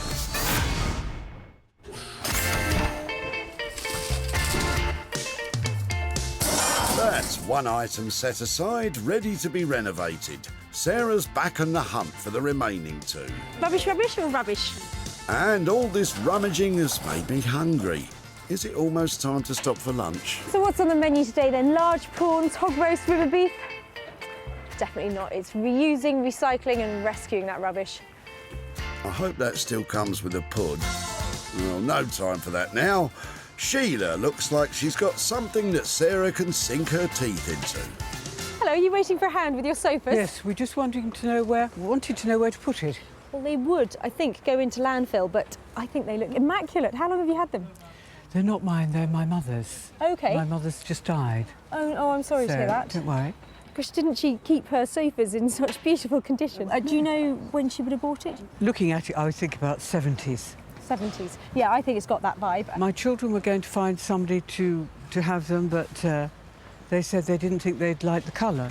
I mean, well, they know nothing. So this is definitely this year's colour. It's a very this spring green is very in them. Yeah, it is. That's right, Sheila. Believe it or not, the colour of your sofa is very in vogue. It's a chic settee, a trendsetter. That is until next year, when the in colour will be, I don't know, purple probably. I think that the sofa is really stylish. So I think we might recycle the chairs, but concentrate on trying to do something with this. Wonderful. Lovely to see you. Wonderful. Thank you so much. Thank you. Is it on wheels? It is, and it's very, very heavy. Thank you so much. Sarah is sliding away a settee. Are you happy with that, Sheila? I'm very, very pleased that you are rescuing my mother's old settee. And what are you going to be doing with it, might I ask? I don't know. Sarah? I mean, what's not to love? Fantastic green cut velvet 1970s sofa. OK, it's not going to go into everybody's house just where it is, but it's got great style and heaps of potential. And with heaps of potential, Sarah will need heaps of help. The Bristol Upholstery Collective is a maker's space that welcomes all with a shared passion for upholstery. Founded by Leanne Treadwell, this group of legendary ladies put their heads together to create furniture that has to be seen to be believed. What I enjoy most about the creative process is a collaboration. I love to chat about a good idea and then also to just get going and see where it ends up. It's more of a kind of, let's just get going and see what happens. That's what I really enjoy. There certainly is a lot of talent in the room, but will there be enough to update that old thing?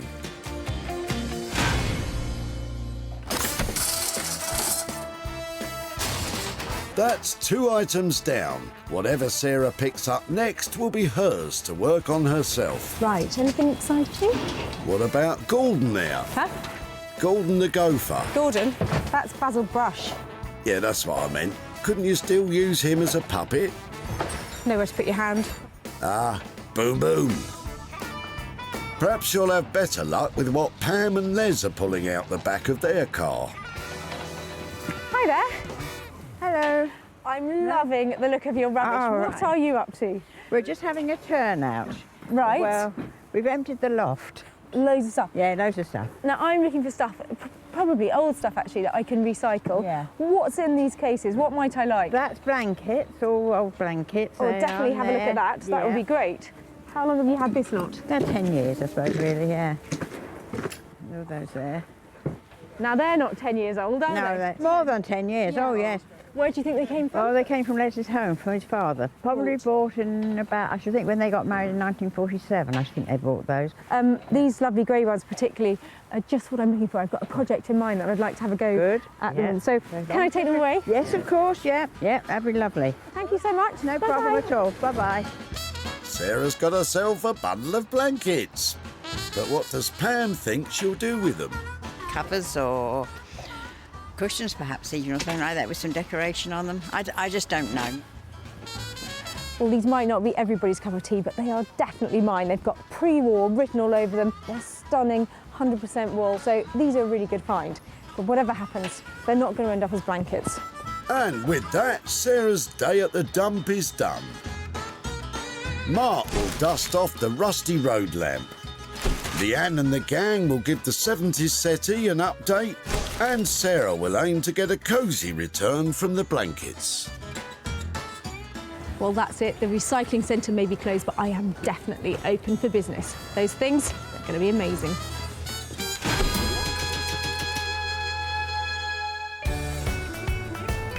It's a beautiful sunny day in glorious Manchester. Everyone's out in their shorts and t-shirts having fun in the sun. So where better to spend an afternoon than a dark, dusty garage? Robot maker Mark is waiting patiently for our lady with the lamp, Sarah. But how will he feel about her dumping her junk on his doorstep? As you see, I'm fine with junk. I'm happy to take anything and repurpose it so it's got a life beyond the script. Good man. Well, what would you do with one of these? It's obvious. Take it to the robot maker. Well, it's not what I would do with one of those, but then what do I know? Mark? Hiya. Hello, Sarah. How you doing? I'm all right, thank you. How are you? Yeah, good. Looking nice and minimalist in here. More stuff. I can't turn it down. Good, because I've got another little gem for you. I wouldn't call it a gem. Oh, no, come on. It's got character. Look, I thought it looked like Elvis. What do you reckon? It's got a quiff. Oh, yeah. Yeah, a rock and roll robot. You ain't nothing but a hound dog. Oh, sorry. Now then, I'm going to struggle to make this something that goes in someone's house. So maybe this will end up being some kind of exterior thing. How's this sound, right? You know the security lights that you get, the solar powered? Yeah? How about put one of those inside and then I wire the detector to the outside, Right. put some legs and some arms on it so it stands up, it's in the garden and it's a cat detector. I'm not sure that cats need detecting, Mark. A cat burglar detector, though. Now, that would work. So it could be for detecting somebody out the front of the house. It could be going down the alley, anything you like. Love the idea of a detector. I love the idea of him lighting up again. Have you got a price in mind? How does 120 quid sound? I think that's all right. If you can get it closer to 100, that's great, but I think that you're going to create something cool. All right, see you then. Bye. I guess Sarah will just have to build her own Elvis robot then. So this little guy is going to be interesting, but yeah, I'm looking forward to the project. Well, a trip to the robot factory is never dull, is it? Just just really looking forward to seeing exactly what it is that comes out of these doors. Mark has a budget of £120 to make the security light, but would it have been better off as a rock and roll robot?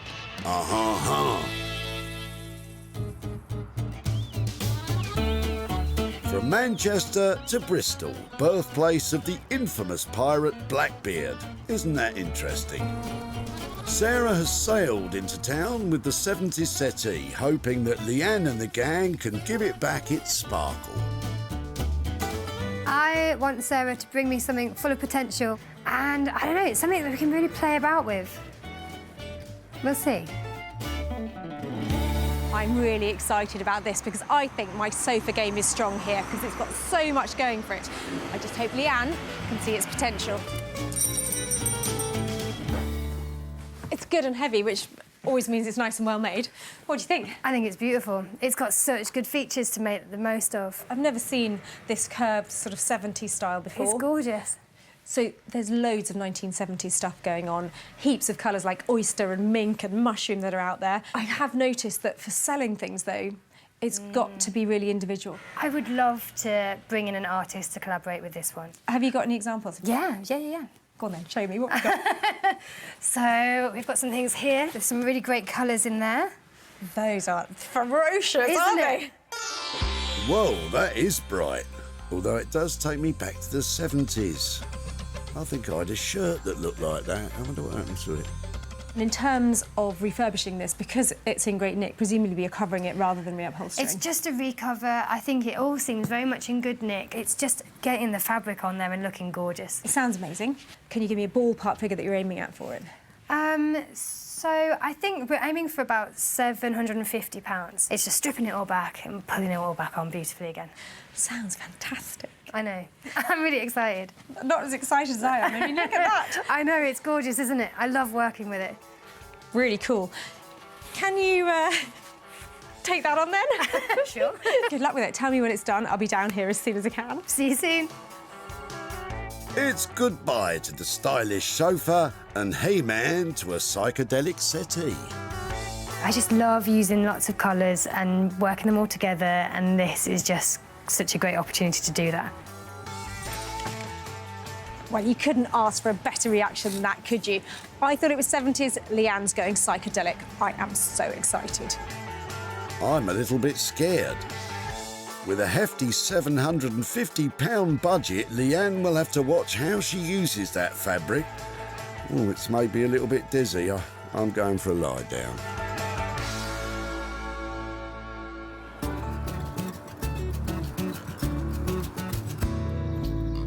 While Mark and Leanne crack on, in Sussex, Sarah is back home with the bundle of blankets. After a quick wash, they've come up smelling of roses. Sarah, what's the plan? So the plan is to turn these basic blankets into beautiful throws that look lovely on the end of the bed or chucked over a sofa. So I'm going to use my shrunken jumper collection. So my plan is to put little bits of jumper, little snippets, spread all the way across them to add texture and colour and interest. With the addition of some shrunken jumpers, the blankets will become throws, somehow. So I'm going to snip little bits off these shrunken jumpers and stitch them in lines across the blanket. If, like Sarah, your woolen jumpers have shrunk, there are methods you can try at home to unshrink them, using baby shampoo or hair conditioner. I hope this one wasn't a present. Or if you didn't like the jumper in the first place, shrinking it is a good excuse to get rid of it. Hey, that one was from me. So I'm channeling hygge. You've probably seen it in magazines. Well, not in the magazines I read. Basically, it means warm, cosy, lovely, homely stuff that gets you through the winter. Hygge comes from the Norwegian word meaning well-being. It's described as a quality of coziness and contentment, like a big cuddle. I don't really know what I'm doing, but I'm going to sew a few bits on. See how they look? Sarah begins to sew the bits of jumper in a line down the edge of the blanket. I'm thinking about these lovely tulip colours and hoping they translate well onto the fabric here. She plans to repeat the process again and again with bits of coloured jumper until it creates the look she's after. I think that really breaks it up nicely. Can you hear something? Can you hear something? Bramble! Here comes trouble. Now, Bramble, these are not doggy blankets. Step slowly away from the blankets, Bramble. Good dog. So because of my washing accident and the fact that I washed these too hot, I've actually managed to felt the fabric a bit, so it's not going to unravel when I stitch it in place. So if you do want to do it deliberately, just put it on a hot wash for a couple of times and you should start to get that lovely matted, soft feeling on the wool. Now, if you're planning to do this at home, please check with the jumper owner before ruining it. This is going to take ages. Well then, let's step it up a gear. Wow, look at her go! But even working at twice the speed, this is still going to take forever, considering that she's not even started on the other blankets yet. Why don't you go and see how the others are doing? You read my mind. So far, Sarah spent £10 on bits and bobs to do up the blankets. If she can make them saleable, there's a chance of making a good bit of profit.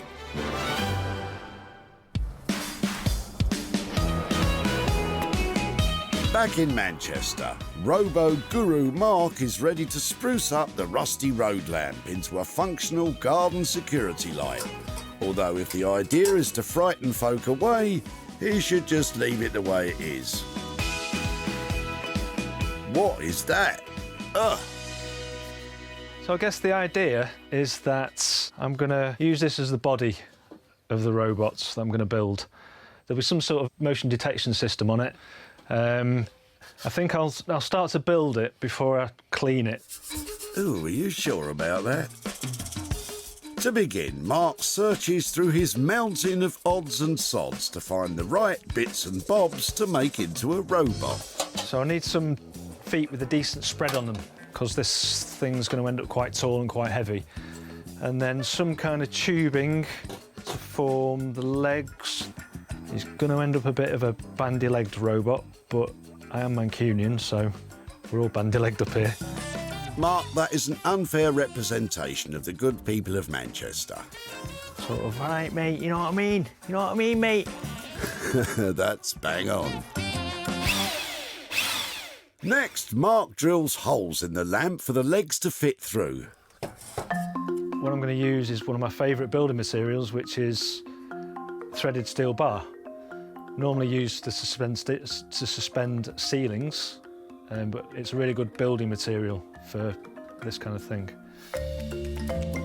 Mark doesn't mind drilling and cutting this lamp up, as it's not exactly in the best condition. Manufactured by Chalwin Limited, these paraffin lamps were mass-produced after World War II.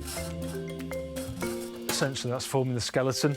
They became obsolete in the early 80s after the introduction of battery-powered lamps. So that looks like a suitable amount of bandiness to me.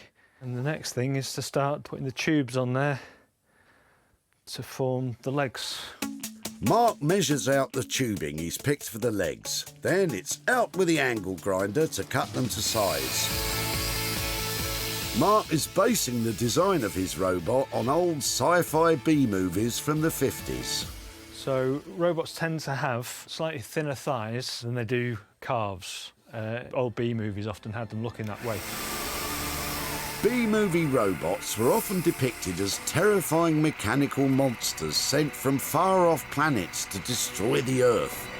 Oh, watch out. Here comes... a bandy Mancunian robot. Run for your lives! Happy with the legs, Mark moves on to the feet, which he's making from old loaf tins. OK, so that's the feet drills. Mark's little robot is coming along nicely, but he hasn't yet thought about how to turn it into the functional security light he promised Sarah. Can't be that hard, can it? While Dr. Mankinstein tackles his creation, in Bristol, Leanne and the gang are preparing to spread some psychedelia on this stunning 70s settee. So the sofa is 1970s, so we're going to have to replace the foam to bring it up to fire regulations. But it's in really good nick. First thing we're going to do is remove all these cushion covers and we'll get stripping back all this fabric. We're going to be able to stay in budget, I think, with this one because actually there's not that much structural work that needs to be done. Everything else is just fabric and recovering. A simple cover job. Leanne should know by now that when it comes to old furniture, nothing's ever simple. Charlotte, you up for this? Come on, give us a hand here. To strip the sofa down to its frame, Leanne has brought in Charlotte to lend a hand. It's sticky! Although just getting the cushion cover off seems to be giving them bother. Leanne, if you do it straight away, I'm going to cry. It is, isn't it? There we go. And they're off. Next, Leanne starts to remove the dangly fringing round the bottom. This fringing is the original for the sofa. It really complements the style of it. This kind of decorative edging is called bullion fringe. Traditionally gold or silver, it's now available in a whole host of colours. Made by twisting lengths of thread, it gives a dramatic edge to your seat that was all the rage back when this couch was created. Get my staple remover. With the trim off, the ladies begin the arduous task of removing the staples pinning the fabric to the frame. Oh man, gone to town. They really have. But whoever upholstered this sofa wasn't shy with the staple gun. A lot of staples to remove. It's gonna take a little while, I think, to get all this off. Staples, as opposed to traditional tacks, have been commonplace in upholstery for decades. It'll be fine, don't worry. Some upholsterers prefer them over tacks as they leave only small holes in the wood and don't require constant hammering, which can weaken more fragile pieces of furniture. And we have another layer of fabric underneath. The downside, though, is that people don't hold back, firing them in with little regard for the poor soul who has to pick them all back out again. I reckon they put more fabric on here just so they could use more staples. OK, we're getting somewhere. As Leanne and Charlotte soldier on, Ellen is busy at the sewing machine. I'm just wrapping this piping cord in this lovely green fabric and we're going to use it as a little accent around the cushions and around the arm caps just to add a bit of detail. The new green piping will, she hopes, complement the bonkers fabric the ladies plan to use. All that seems a long way off, though, as the staple removing has set them back quite a bit. Oh, and it looks like Charlotte's had enough. Let me guess. Status update will be sofa emoji, staple emoji, sad face. Back in Sussex, Sarah has been busy sewing her socks off and her jumpers to beautify the bundle of blankets. But has all the effort been worth it? And, more importantly, has Bramble been a good dog and stayed well clear? Well, it wasn't how I thought it would turn out, but I think it's all right. All right, I hope you're being modest. When Sarah saved the blankets, the only things cozying up to them were the moths. But now they will warm the cockles of your heart as a pair of decorative throws. Sarah's clever use of old jumpers has given the pale, plain blanket a burst of colour and personality, topped off with a floral trim, made from yet more unused materials. Sarah has embroidered one of the grey blankets with autumnal flower clusters, leaving most of the lovely soft wool on show. It's a simple, if time-consuming way to update bygone blankets. Well, I think I've pretty much achieved what I set out to. I've got 2 blankets here that I hope are going to look great on the end of a bed or on a sofa. And I've also got the 3rd blanket, which is washed, soft and ready to sell straight away. 3 beautiful blankets ready for retail. What could be simpler? Bramble? No. Bramble off! Bramble off! Quickly! Off! Bramble! Down. That's really naughty. Oh, you cheeky poppy. You're supposed to look at them, not climb all over them.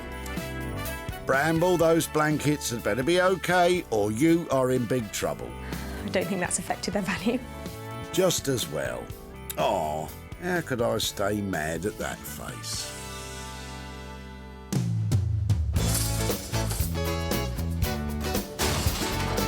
Hi there. When Sarah met Pam and Les at the tip, she loved the look of their luggage. What's in these cases? What might I like? That's blanket. The blankets had a bit of history. Probably bought in about, I should think, when they got married in 1947. But Pam was happy for them to be given a new lease of life. It's going to be something, covers or cushions perhaps, even, or something like that with some decoration on them. Well, you weren't far off, Pam. Sarah took pictures of the blankets and uploaded them onto social media to try and find some buyers. And it wasn't long before she found an interested party. A good start. But did Sarah manage to shift the lot? Sarah's in Godalming in Surrey to show Pam the new look blankets and hand over the profit. Hello, Sarah. Hello. Hi there, nice to see And you. How are you doing? I'm very well, thank you. And you? Yes, very well. Thank you. Beautiful garden. Yes, my husband does all that. Isn't it lovely? It's lovely, it is lovely, yeah. So why were you chucking out all that stuff at the recycling centre? Yeah, it was for father-in-law's and he moved down with us. We'd already given a load of blankets to the Salvation Army and they got left behind. So I worked on them and there were a couple that I thought were really beautiful. There was a white one and one of the old grey ones. I've got some pictures here to show you. Oh, right, lovely. So this is how it ended up. Oh, that's lovely, yeah. The white one, I edged it and added lots of just recycled old jumper that's details. Lovely, yeah, that's great. Do you approve? Yes, I do, very much so, yeah, they're lovely. I put some pictures up on social media and they have been bought. Oh, lovely. So they've gone off to new homes and I've got a little bit of profit here. Thank you very much. I've got £110 here. Gosh, as much as that, oh, lovely. Thank you very much, thank you.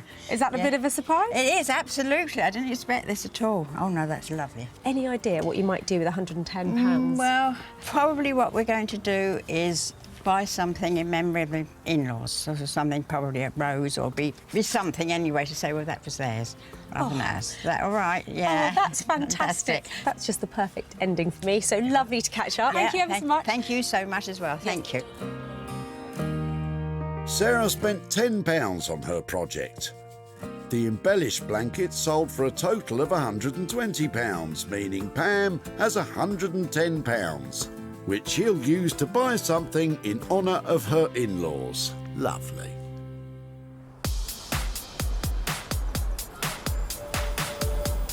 Sarah has proved that she can pull in the pounds with her own project.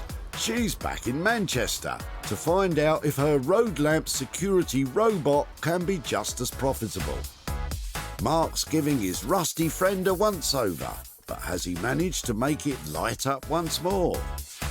It's alive! So I'm really happy with him. I had to make a few changes, but I think as a sculpture, it's pulled together really nicely, and I hope that Sarah likes it. Well, my retro road light was only going in one direction before Mark got his hands on it, and that was skip bound. So I'm hoping he's given it a new lease of life, put it back on the map. Sadly for this road lamp, its flame burnt out long ago. But with some 21st century technology, it's back. As an all-singing, all-dancing security cyborg. Mark has cleverly incorporated a state-of-the-art solar-powered security light into an old teapot with motion detector nose and floodlight eyes. The sculpture has been sealed so it's completely waterproof, perfect to plonk in the garden to scare off any unwanted visitors. It's been pack tested and complies with all UK safety standards, as well as looking pretty cool. But is it what Sarah was expecting? Oh, Mark, you've been busy. How are you doing? I'm very good, thank you. How are you? Yeah, very well. Oh, he's got personality. That wasn't what I was expecting at all. Wow. So is he motion sensor then? Yeah. What have you done? How did it go?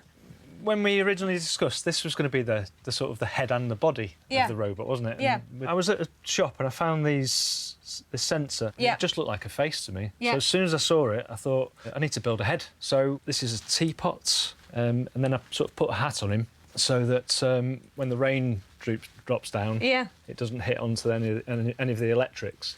But I have actually sealed everything anyway. OK, you've definitely gone the extra mile, haven't you? It's bigger than I was expecting, and I find him really appealing. He's got a very friendly look. So, He has. Yeah, brilliant. What's he called? He's called Chelwyn. As I said that, I saw that. I know exactly what he's called. The robot gets Sarah's seal of approval, but a lot of extra work went into it. How did you get on with the budget, Mark? I think we talked about 120 or something for the budget, I think. Yeah. The lights were a bit more expensive. I reckon sort of another 30 quid on top should cover it. I think 150 quid. He's really decorative and unusual. I think I'm going to make some money on that. So, yeah, brilliant. Well done. It's a little over budget, but with a lot to show for it. So I'm really relieved that Sarah liked it. I'm glad that it was unexpected, and hopefully she'll be able to sell it. Well, I sense I might be onto a bit of a winner there. Mark's done a fantastic job. That's way bigger and better than I expected, and that will really help in sending him off to a nice new home.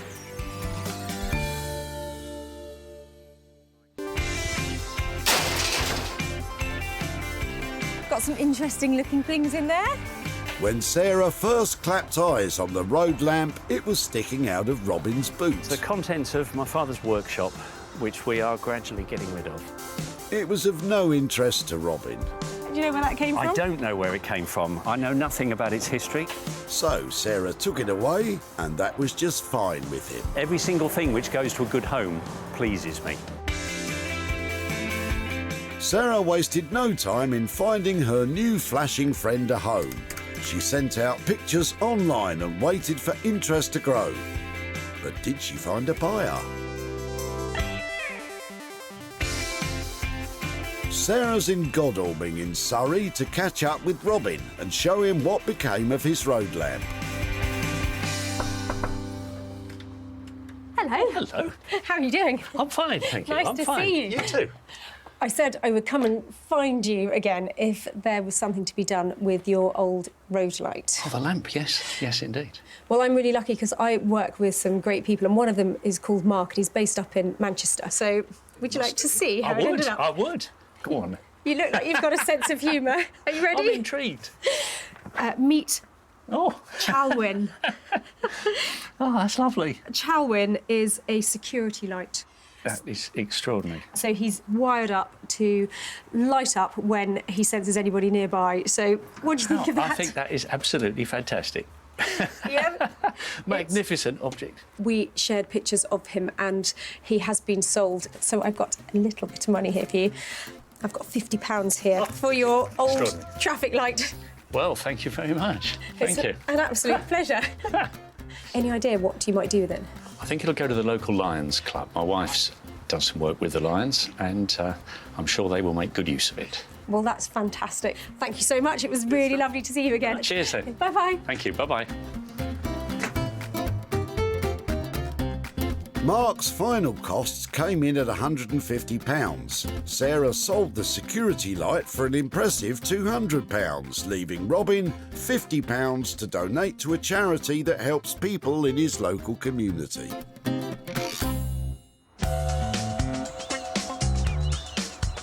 That's 2 items now bringing in the bucks. Sarah's back in Bristol to find out if Leanne was able to capture the spirit of the 70s in the old settee.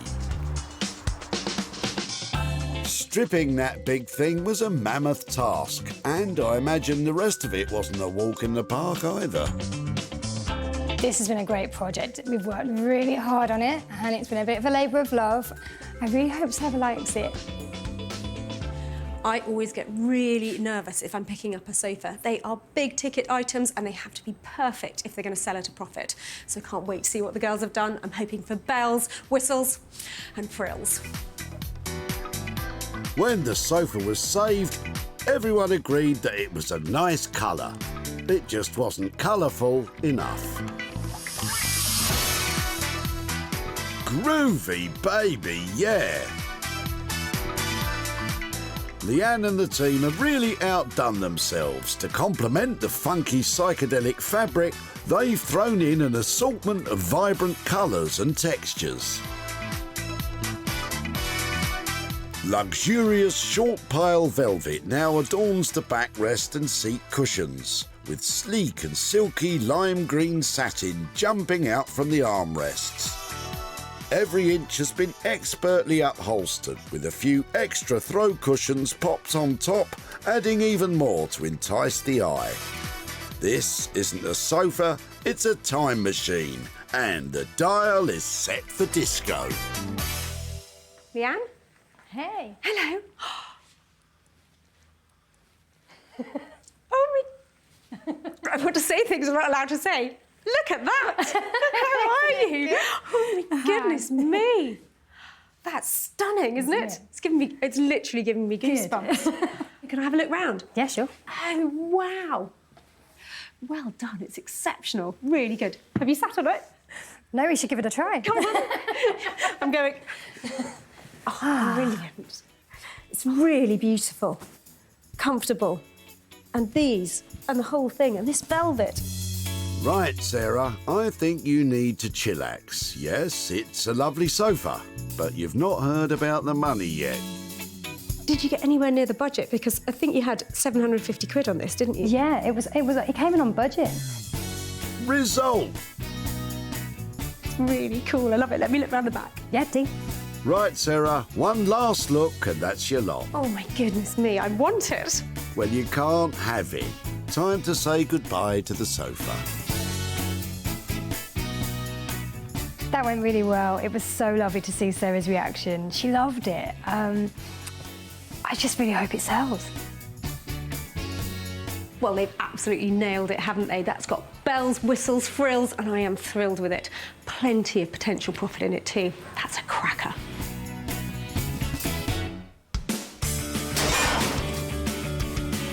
Hello, are you waiting for a hand with your sofas? When Sarah caught Sheila before she slung out her sofa, she had to know more. Do you know when she would have bought it? Looking at it, I would think about 70s. Sheila thought nobody would take it off her hands.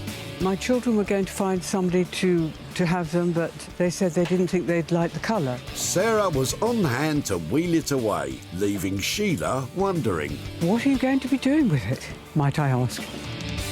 Sheila, you wouldn't believe me if I told you. Sarah put her salesperson trousers on and got to work. Shifting a big-ticket item like that is no mean feat, but with the help of the internet, she sold it to a private buyer. But for how much? Sarah's in Hazelmere in Surrey to show Sheila the transformation and hand over the profit. Hello there. Good morning, Sarah. How are you? I'm very well. How are you doing? Lovely to see you. And you. I have been really excited about coming back to show you what happened to your sofa. So I know it was your late mother's sofa, Yes. and she'd obviously looked after it beautifully. Did you have any thoughts about what we might do with it? No, I didn't really, no. I've got some pictures to show you how it ended up. Wonderful. Your sofa now looks like this.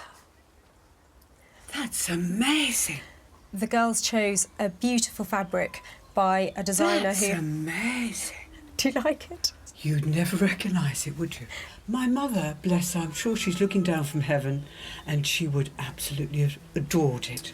That is such good news. So it has sold, and I've got some profit to give to you today. My goodness me. I've got £235 there for your sofa. That's for you. My goodness, that's absolutely wonderful. Thank you so much. It's a complete pleasure. What might you spend the money on? I haven't really got a clue. Not a clue. Excellent. Terrible thing to say, isn't it? Well, I hope you have time to ponder, and then if you do something lovely with it, then while you're doing it, think of us. I certainly will do. Excellent. I certainly will do. And thank you once again. Oh, total pleasure. Lovely to Bless see you. you. Thank you. Lovely. Bye-bye. Lovely. Leanne and the gang came in on budget at £750. With a phenomenal sale of £985, Sheila has £235 to, well, I'm sure she'll think of something eventually. Sarah has saved, sold and celebrated. 3 items that would have otherwise been dumped and lost forever have all been turned around and given the chance to live again. Well, with some imagination and lots of hard work, we've transformed 3 tip finds into cool, original items. And what's even better, they're all off to new homes too.